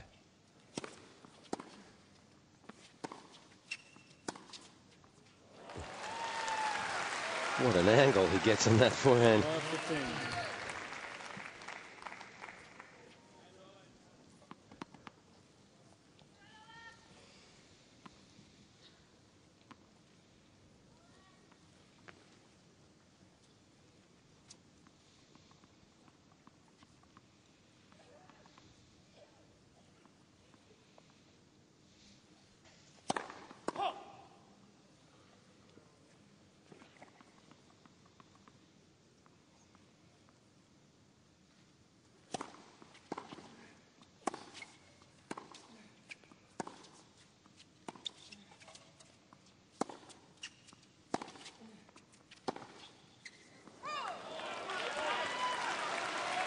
Tighten up there a little bit, Roddick, in that last forehand.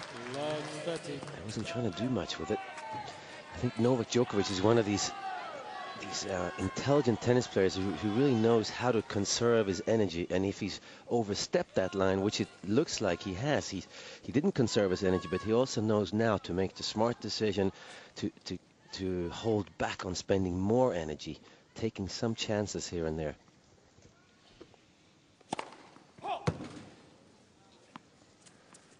At the moment, Roddick can't land the first serve. What a second serve that was. 187 Ks. Wicked topspin. No, it's doing the right thing there. That is his strength. That's where he's the most confident. So maybe take a few extra chances there. That ball just spins away. It's hard to tell on TV, I must say.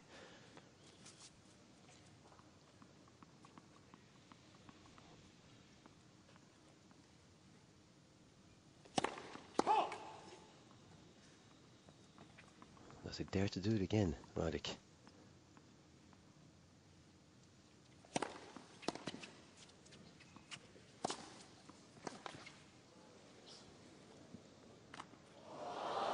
Oh, well washed. Whoa. He was nearly too close to the net there, Roddick. He could have got even more unlucky. Again, the second serve was terrific, but he was right there.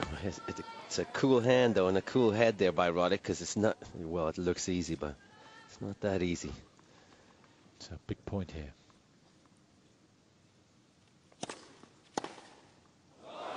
And Djokovic seizes it. A nothing serve, really. Right into the hitting zone of the serve, and he's got break point. This is his first break point in the match.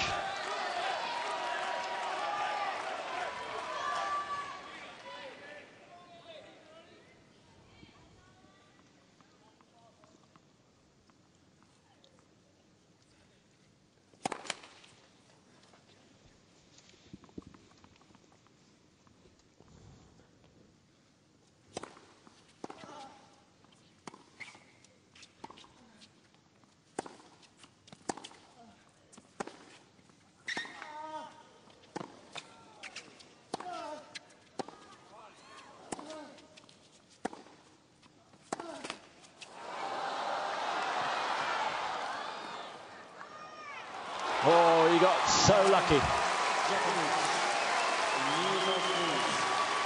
But they stand to applaud, because he did take his chance in the end with a huge slice of luck. It's just heartbreaking for Roddick here. Really, he's playing much better suddenly. That was a good rally. And, nothing to do there.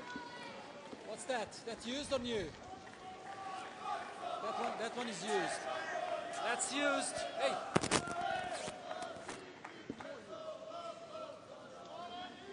Yeah, new set of new balls. That's a huge game for Djokovic to break back straight away. Yeah. Big blow to Roddick here. He was definitely in the driver's seat, it felt like.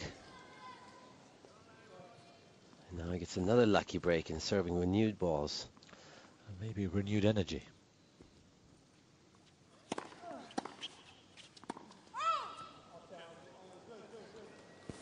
Thank you. It's again that same line umpire. Was a bit late with that call, it seems. Yeah. Which gives the player enough reason to challenge. And Djokovic says, no need to challenge. It was good. Oh, really? Okay, I don't think it'll show that on a replay, though. There's no way you can call it and hit it at the same time.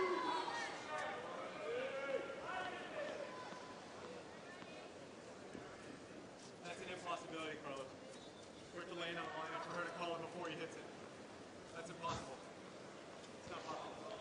Roddick wants the point. This point's being replayed. Kind of think that Djokovic deserves at least that, because he said he didn't need to go to a replay.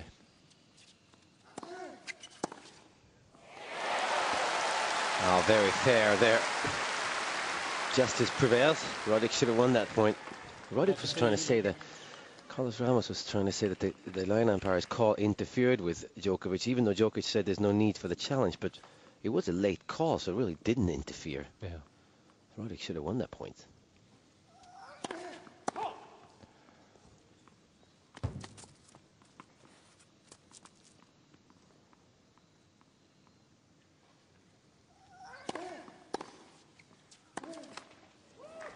And that makes all the difference there. Roddick not taking a big swing at that return, but he stepped in and took time away from Djokovic, and of course gives Djokovic a target But the ball is coming much quicker when he does that, Roddick.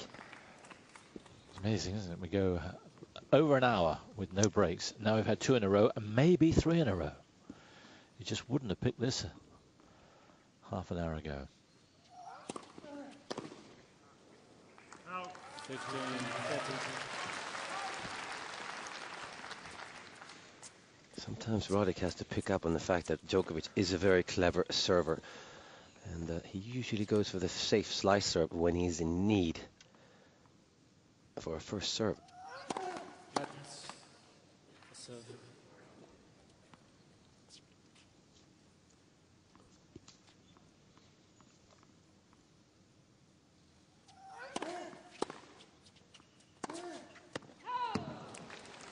Wow, just overhitting here, Djokovic. 15. Letting the ball come to him and then going for broke. Forced error count. Shooting up for Djokovic, 28. Roddick only 10. And here are 2 more break points for Roddick, having secured a break in Djokovic's last service game.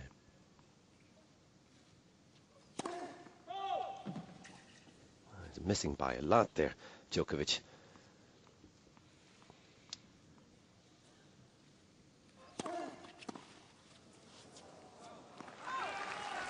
But really tucked him up well then. Very clever second serve into the body. Mentioning Roddick's unforced errors, Jimmy Connors said to me here a couple of years ago when he coached Roddick, he said, Mats, not missing is still winning, isn't it? Yes and no, I would have to say.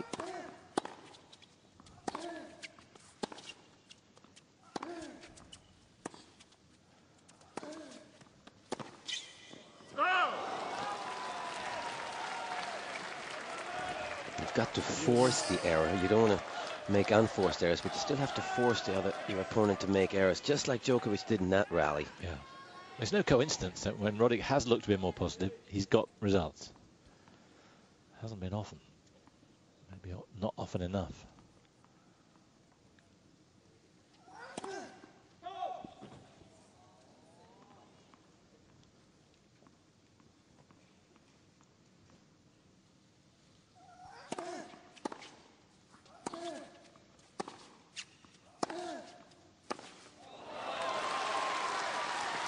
And the bigger forehand is Djokovic's.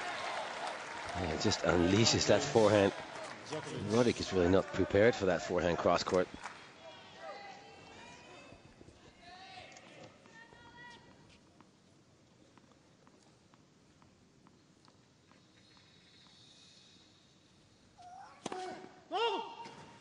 It's likely to dig himself out of a big hole here, Djokovic, if he holds on to here.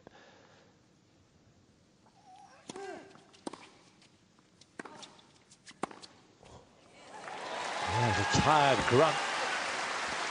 And Roddick picks him off with a super backhand down the line.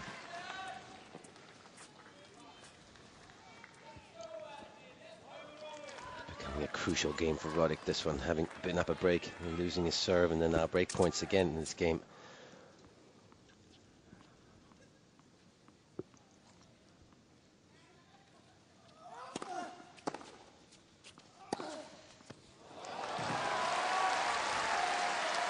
Shot that was missing early on. Such accuracy with that forehand sometimes, Djokovic.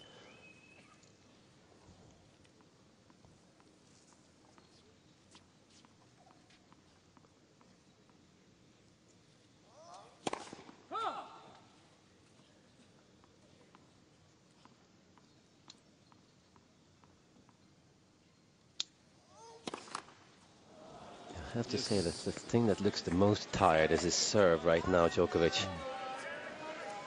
It's a sting. Third double. They look very concerned up there in the box.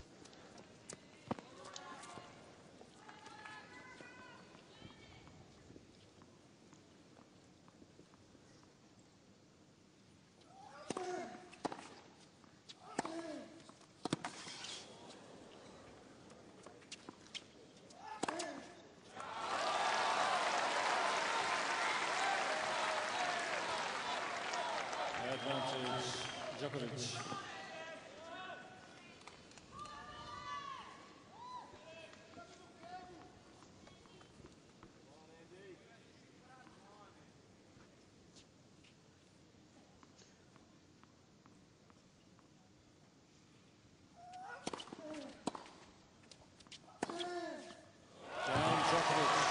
Big forehands, but he looks sluggish in between the points. They rise to give him encouragement, and he needs a fair amount of it, I think. So the first hold in this third set.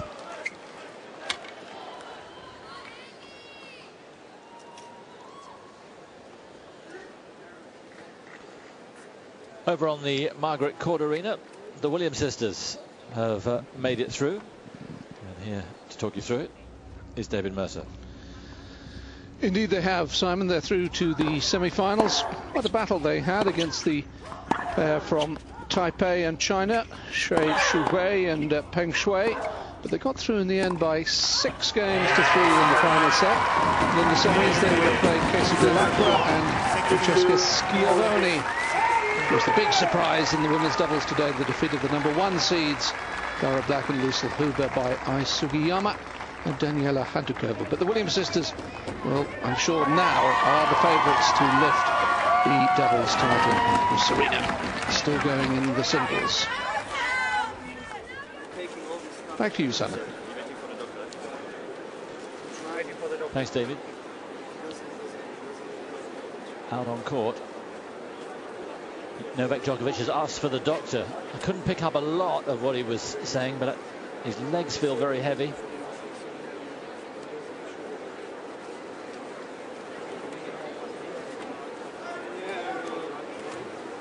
Just try and pick up what we can here.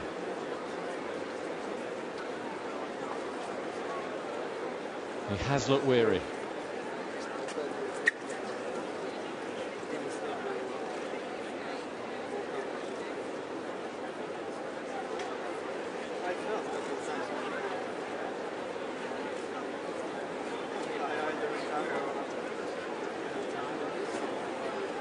Can't pick up anymore. It's straining.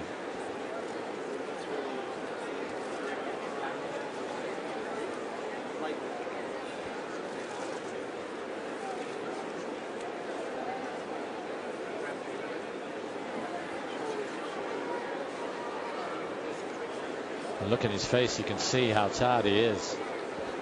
I did hear him say, I've taken what I was supposed to be taking. So obviously, the dehydration pills and does not look good.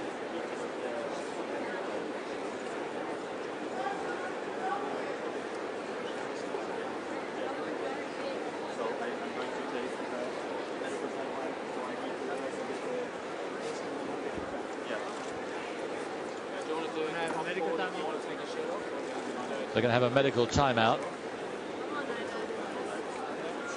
We've done all we can, but I don't think we've picked up an awful lot. You can see his general conditioning has gone down. He did talk about his shoulder as well in that, but I think it's just a conditioning process. Yeah, it doesn't look like it's not the look of somebody who's hurting somewhere special. It's just overall. Roddick wanted this. He wanted the outdoor. He wanted the balls to fly. And he wanted to be a test of physical conditioning. Yeah, absolutely, because he thinks that the heat has to do with physical conditioning. Mats, it brings up the discussion we were having before we came on air. I have to say, I'm more in favour of a roof being closed in these kind of conditions, and you're not. I'm worried that it does become not just a test of tennis, and maybe at some stage not even a test of tennis, just the physical conditioning. And your line is that's all part of the game. Well, it's, you know, of course it depends on how hot it is, but yeah, I really do feel that it's part of the game, and you have to be able to gauge it. If it's really hot outside, that don't exhaust yourself in long rallies. I mean, you can play tactically smart when it's cold outside by running a lot and getting your body going, and when it's really warm, you play quicker points. Of course, being out in the sun is affects people different way, but I don't know. It's just that when they close the roof, it becomes a different tournament. The balls react completely differently, and it's too different.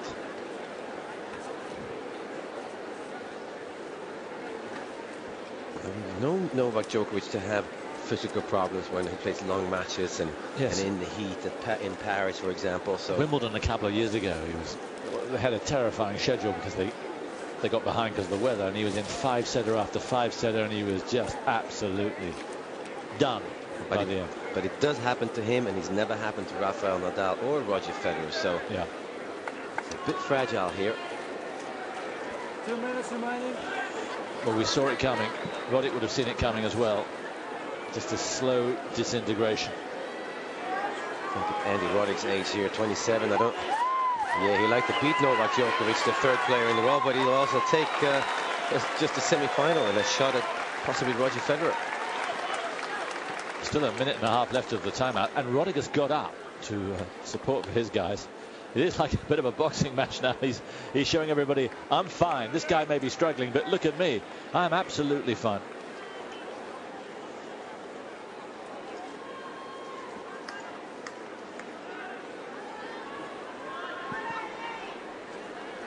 So just about a minute to go in this so vital medical timeout.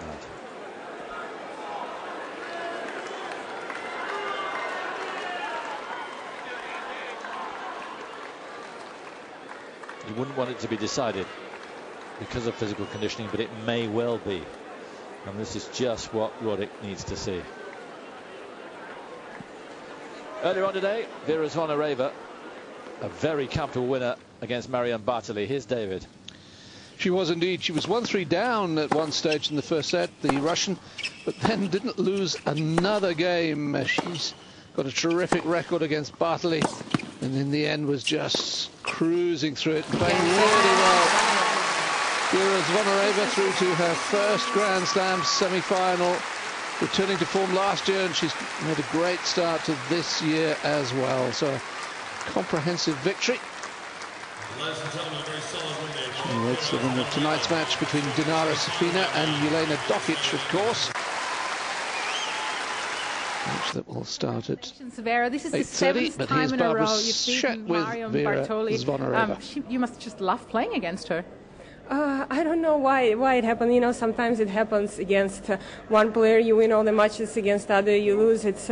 But I really played good tennis out there today. I think I had a little bit of unforced errors in the beginning, but then I was able to cut down on it and played a very clean match. That was earlier. Play about to resume. So back to Simon and Mats.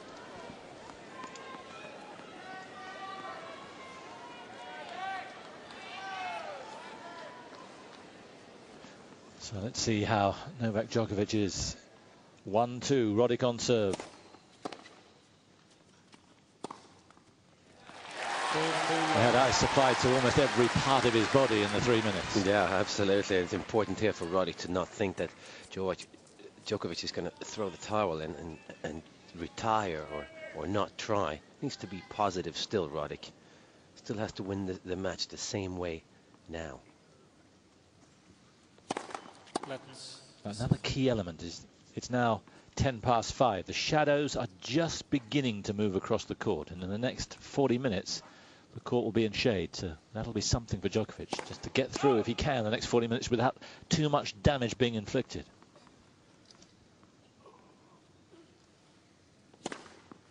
15 all. It won't be like that.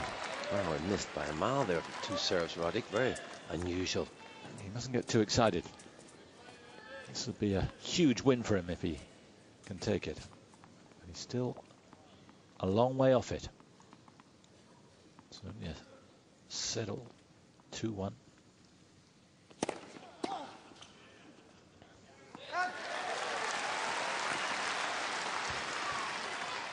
$30-15.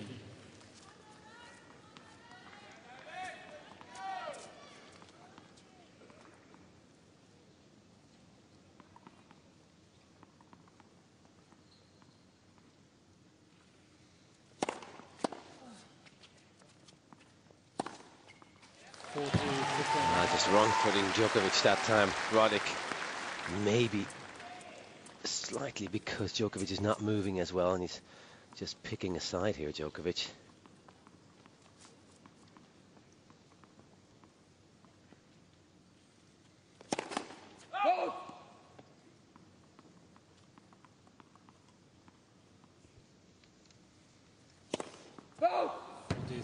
Two doubles in this game. This is insanity.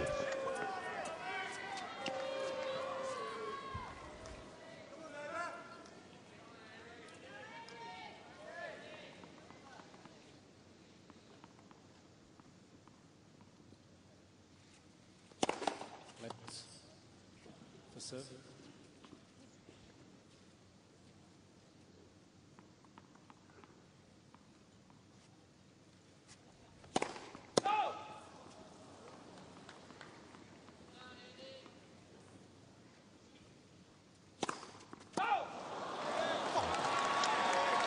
What the heck is going on here? Just pressing a little bit too hard here, but still only 103 miles per hour, that second serve. Missing by at least a foot, maybe two.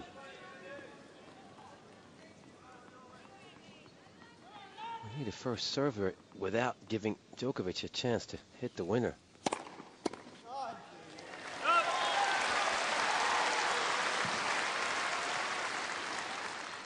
Advantage, Roddick. Roddick perhaps so keen to go for the throat of the injured opponent that he's forgetting to do the simple things.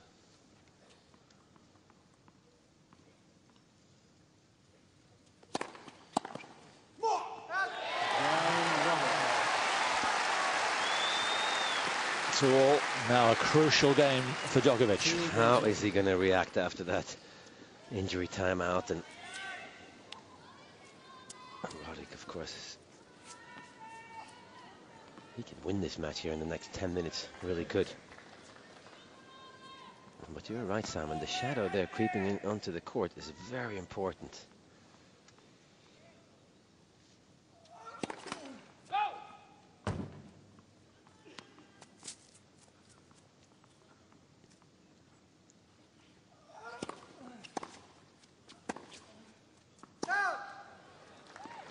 And don't get us wrong, it's not cool in the shade. It's still going to be 25, 26 degrees, but it's very different from the 40 degrees it is in the glaring sun. Yeah. Damage might be done by the time it's all in the shadow. Yeah.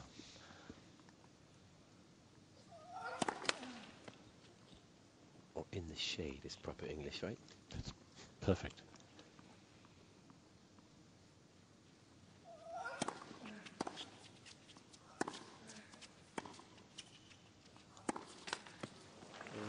Again, a tired-looking Djokovic, not bending his knees in that backhand, just standing straight up.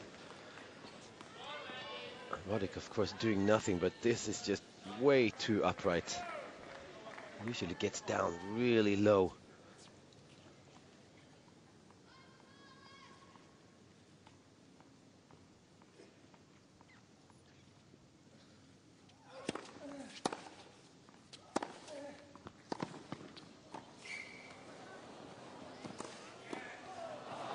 Well played. Roddick guessed wrong.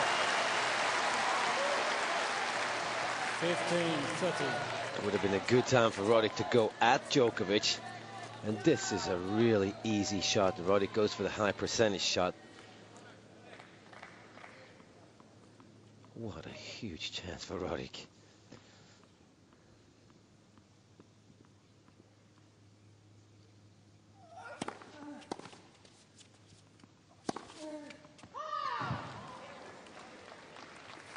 Challenge. I'm sure he's got the energy to challenge.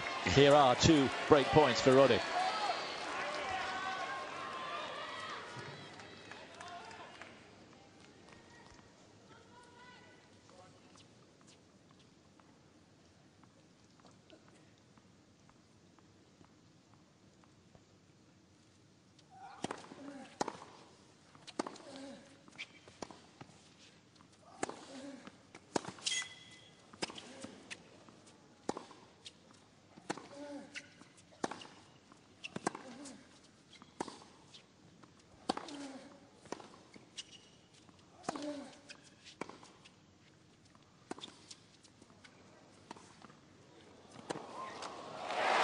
Not that time. The move in the corner does the trick for Roddick.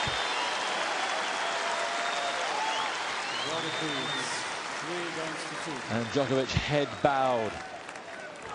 Heads very slowly to his chair.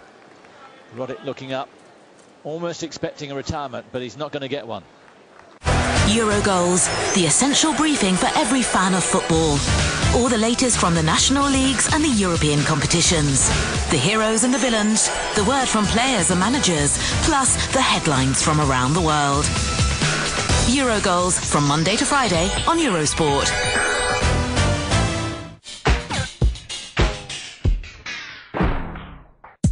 The Australian Open, brought to you by Kia, the power to surprise.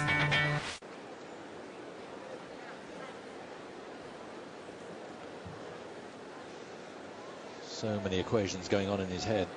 The shadow creeping across. It's nearly onto the doubles court now. And we'll move across in the next half an hour, I would think. He'll be mostly bathed in shadow. But will it be too late? Will the scoreline have gone almost irreversibly in that half an hour, and will the conditioning of Djokovic has gone even further south? Yeah, well, that's what we never know. And what's the right thing to do from Roddick here? Is it to speed up play or slow it down and keep Djokovic out here even longer? Obviously, you want to win as many games right now because Djokovic is very tired and exhausted at the moment. So Roddick, does he keep the ball in play, or does he take advantage and take a few chances?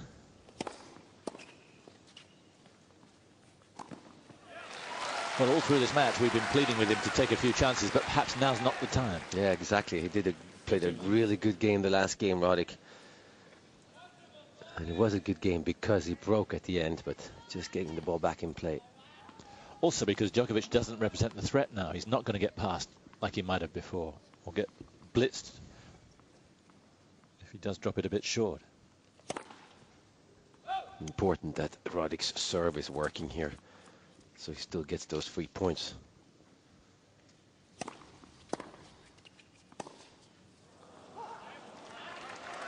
Very easy though to tighten up here if you're Andy Roddick.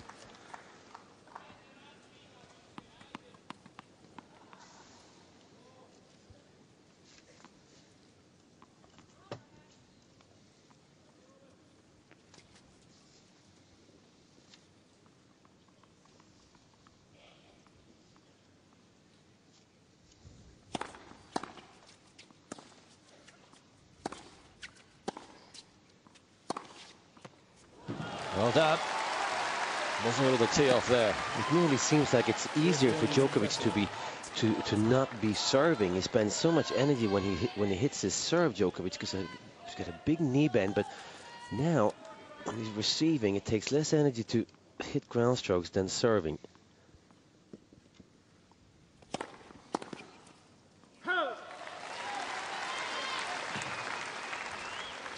It's 134 miles an hour. Roddick reached the semi-final here a couple of years ago. That's the last Grand Slam semi-final he reached. So he will be buzzing out there right now. And he wants to forget that semi-final because that's when Roger Federer was maybe at his very, very best. But he wants another shot at the semi-final and Roger Federer or any of the top players. This is a good start.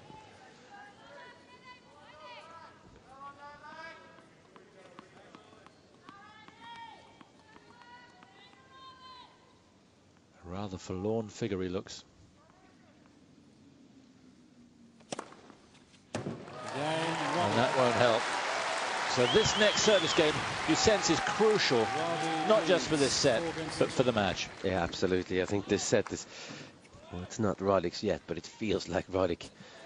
He has a chance to break here. He's going to hold. He has a chance to break again because Djokovic is not going to improve his level right here. How quickly can he race away with this set, Roddick, and possibly get on top early in the fourth because Djokovic is just looks done.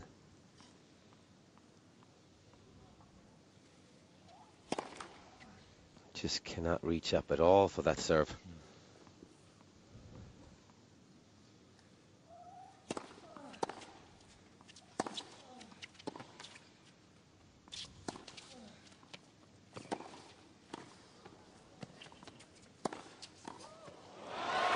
Moving in, he did the right thing, Djokovic, but he can't do anything well enough at the moment. No, and Roddick making sure he's not going to make any unforced errors, making Djokovic bend just one more extra time. This is the shot that was quality from Roddick.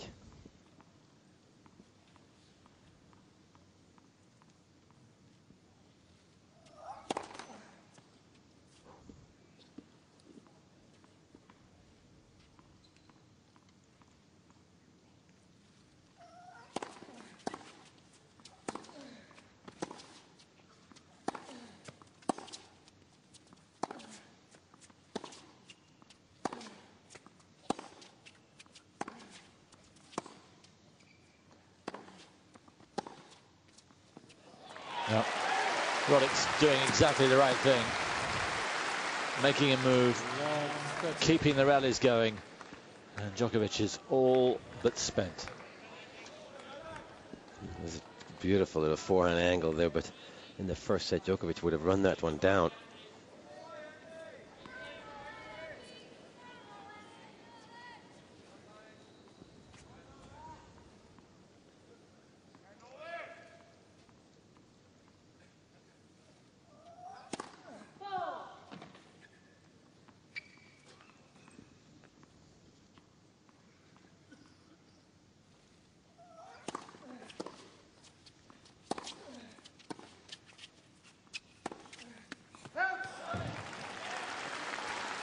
There's a controversy brewing, though. I can feel it because the defending champion is going out, possibly because it's too hot and we didn't close the roof.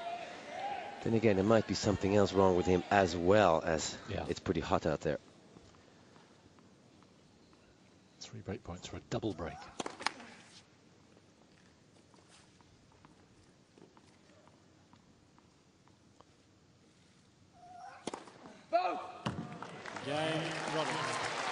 Roddick looks at him as if he half expects a retirement again, but there's not going to be one. Djokovic walks to his chair, but surely he walks and sits down a beaten man. Djokovic getting a look from Roddick.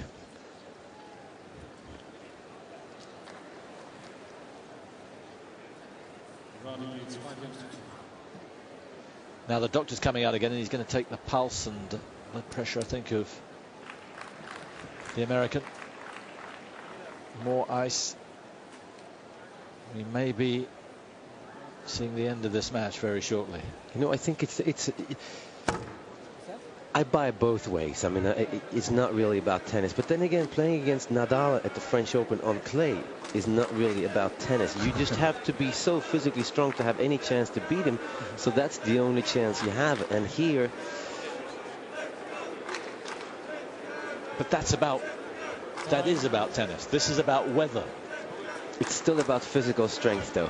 You have to be able to endure the heat. But again, it's looking fresher there suddenly. Well, you hate this not to end, but for Djokovic not to get his energy back at some point.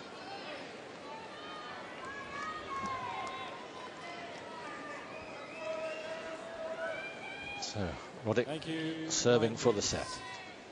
Thank you.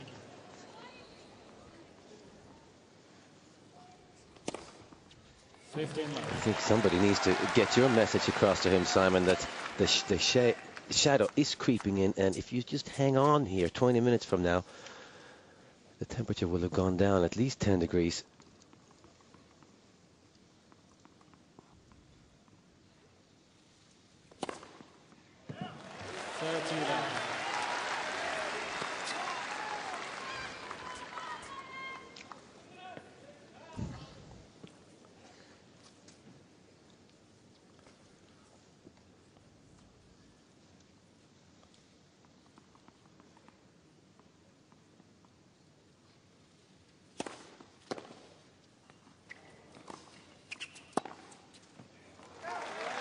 The trouble is the shadow's moving agonizingly slowly for Djokovic. Probably too fast for Roddick.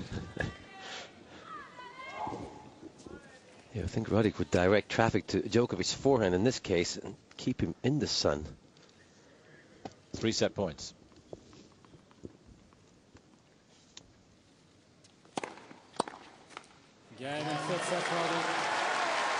Third set in a rush in the end for Roddick.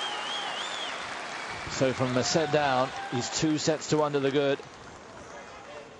And, well, it would need something pretty miraculous for Djokovic to turn this around.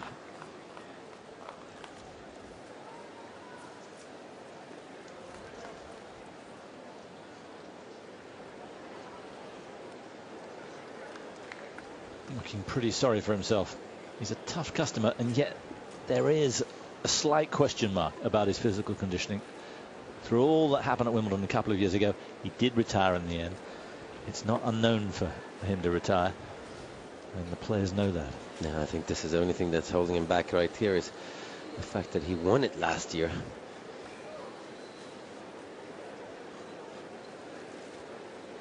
He really needs to muster up some energy though here. It'd be fascinating to know what the temperature actually is. And the caption just before the match started said 27. And the people talk to the meteorologists and they say at around 15 for the on-court temperature. So I was thinking early 40s. I couldn't believe it was as low as 27, to be honest. Worried looks. They know. And the shadow now moving across to the singles line at the side. They're the bare stats, but really had, I have to say it, nothing to do with tennis, but all to do with conditioning. And Roddick has won that hands down, unless you don't know if there's another story with Djokovic.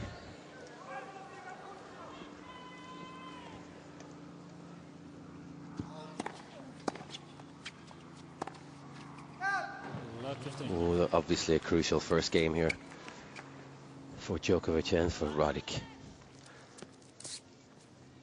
Roddick just getting the ball back in play right now. No, this is not about tennis.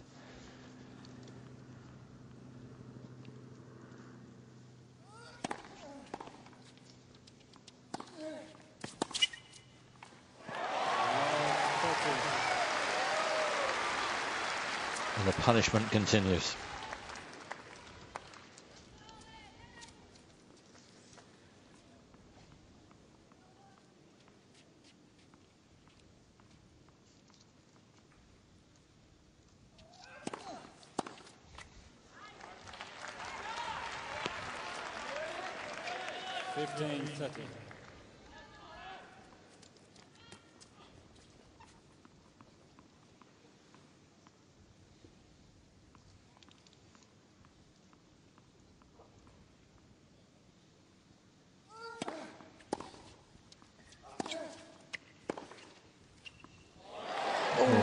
Just drops in.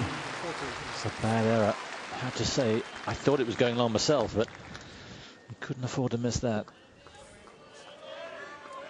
Djokovic just didn't want to volley this one, but that's supposed to go out. 2 break points.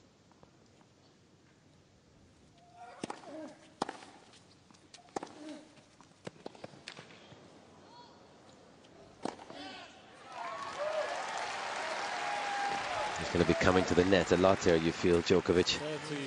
Shorten the point up.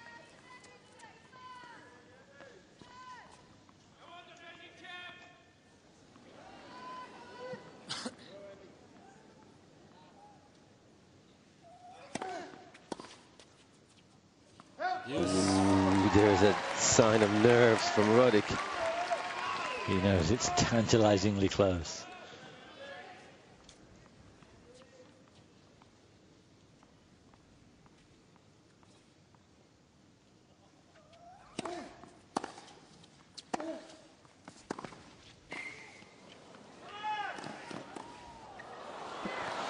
Yeah, there's no longer the control for Djokovic. Good movement though from Roddick. Yeah, absolutely, and a very badly timed come on in the middle of that rally as well. Somebody here who has never been to a tennis match before. And Novak hasn't got the energy to chastise him. Just gets on with it now, head down.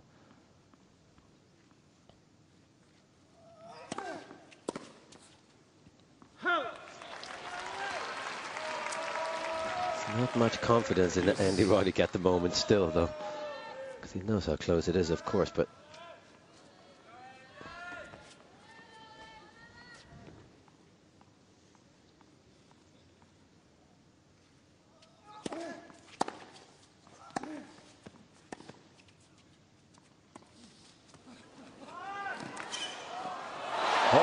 fantastic get.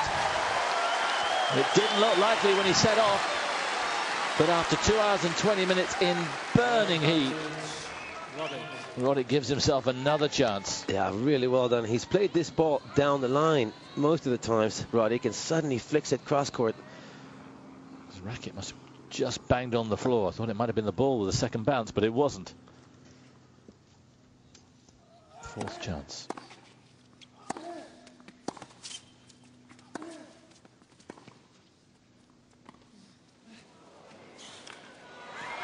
No, not that time.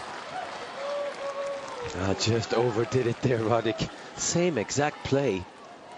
He's hanging by a thread here, is Djokovic. Roddick could be kicking himself here if he doesn't break here. So many chances.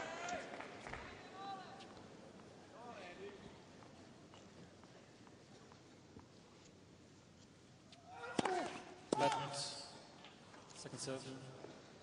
It's important here for Roddick to not feel sorry for Djokovic, but come on with this celebration. Does he break through?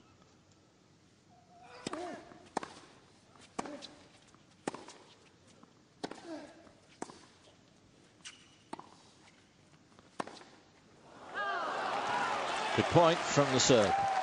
Yeah, Roddick brought Djokovic in there with that little slice forehand. Of course, he's trying to make him run, but hits a couple of big shots, Roddick, but was late in that passing shot.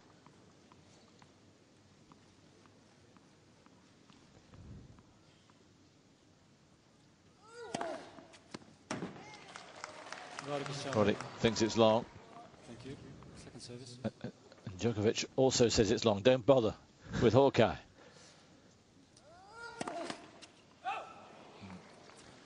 Oof. Body language now very difficult to be positive, of course. Very difficult to send any kind of positive signals to your opponent here. 5 doubles now.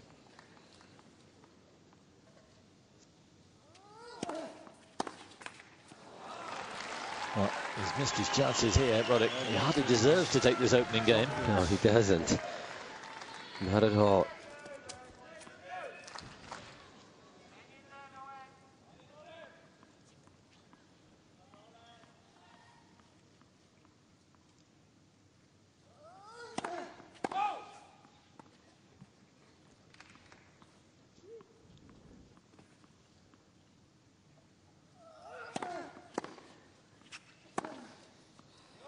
Well played.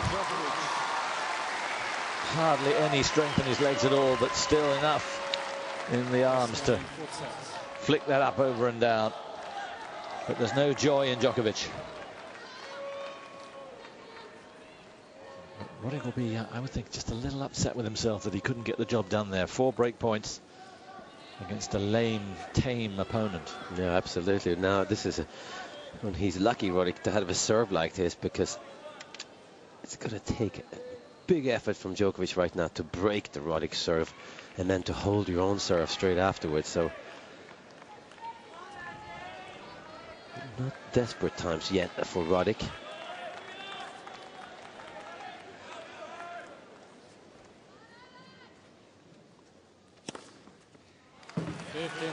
It's going to be a high percentage serving game here from Roddick, I'm sure. 16th ace. That one not very close to the line and still became an ace.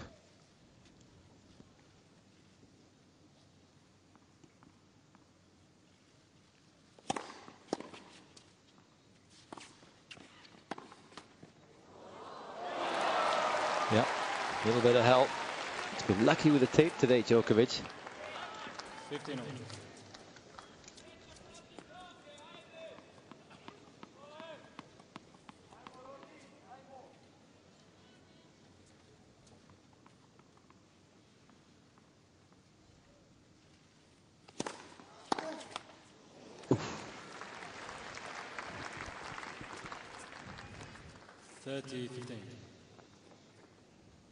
More and more of the court now bathed in shadow.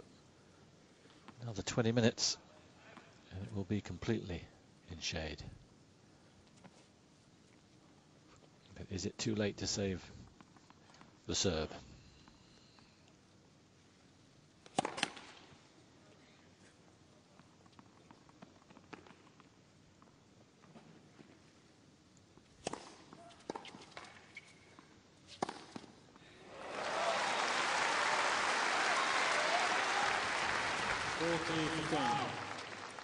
That takes a lot of energy for Djokovic to stretch on the return, trying to hustle back to the middle.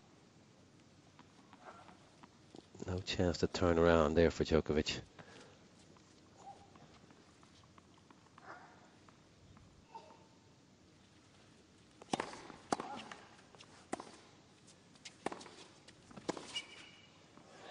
Yes. Superb pickup from Andy Roddick. What a shot that was. That was Federer-esque. Yeah, just half volleyed it, flick of the wrist. Now then, I feel like it would be really important for him to get a break while the sun is still on the court. Because you don't know what can happen to Novak's mindset once it's all in the shade again.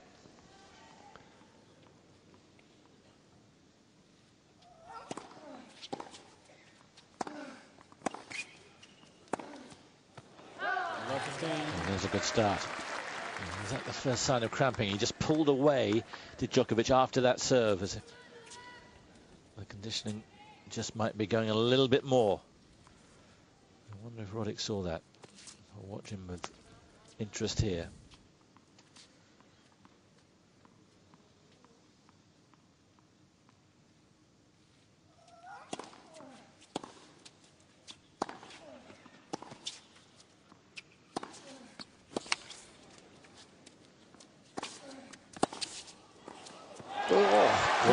Defense by Roddick. Oh, how far back again was he playing? He played the big shot there, about 6 meters behind the baseline, maybe more. There. Making Djokovic hit that extra ball. Nothing left in his legs right now.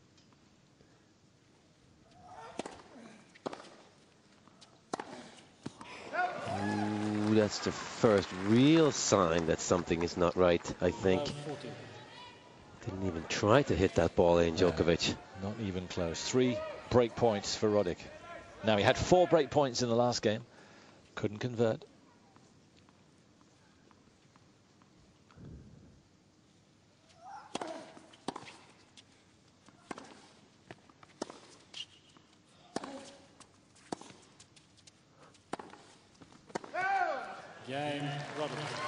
Away it goes, and that surely is a crucial nail in the coffin of Novak Djokovic, and he probably feels close to death right now as he goes to sit down. 2 sets to 1, 2 games to 1.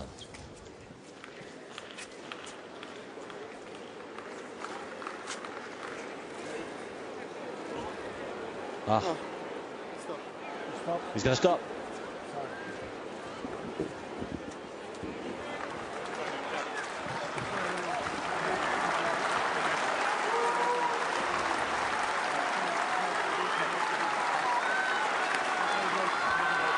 Well, only he knows how much he's suffering.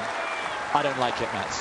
No, I understand that, but I was actually going to ask you off the air. Now that we don't have a chance, I'm going to ask you now, what do you think of cramping? Now, is cramping a fitness factor or not? It's the same kind of thing in my book. No, I understand. I don't like a quitter, and I don't think, to be honest, that Djokovic was suffering that much. He wasn't going to win the match, but he didn't want to take the beating. Now I get your point. I don't like the heat rule, is what I thought you were going to say. No, I didn't like the fact that he quit. I understand he's in a bad way, but I think he should have allowed Roddick to go on and take the win, because he was better conditioned on the day. I'm not sure I like the fact that they kept the roof open, but having gone to where he was, I think Djokovic should have seen it out. To be honest, I don't like that either, man. He's walking into the crowd in the I'm not sure. I think I'm with you there. I think you should allow your point, just like Justine Henin did with Amélie Mauresmo the other year here when she won and she played for a set in 6-1, 1-0. Tough loss for Djokovic. He had high hopes here. Yeah, very tough to take. The champion is out, and it's a big, big win for Andy Roddick.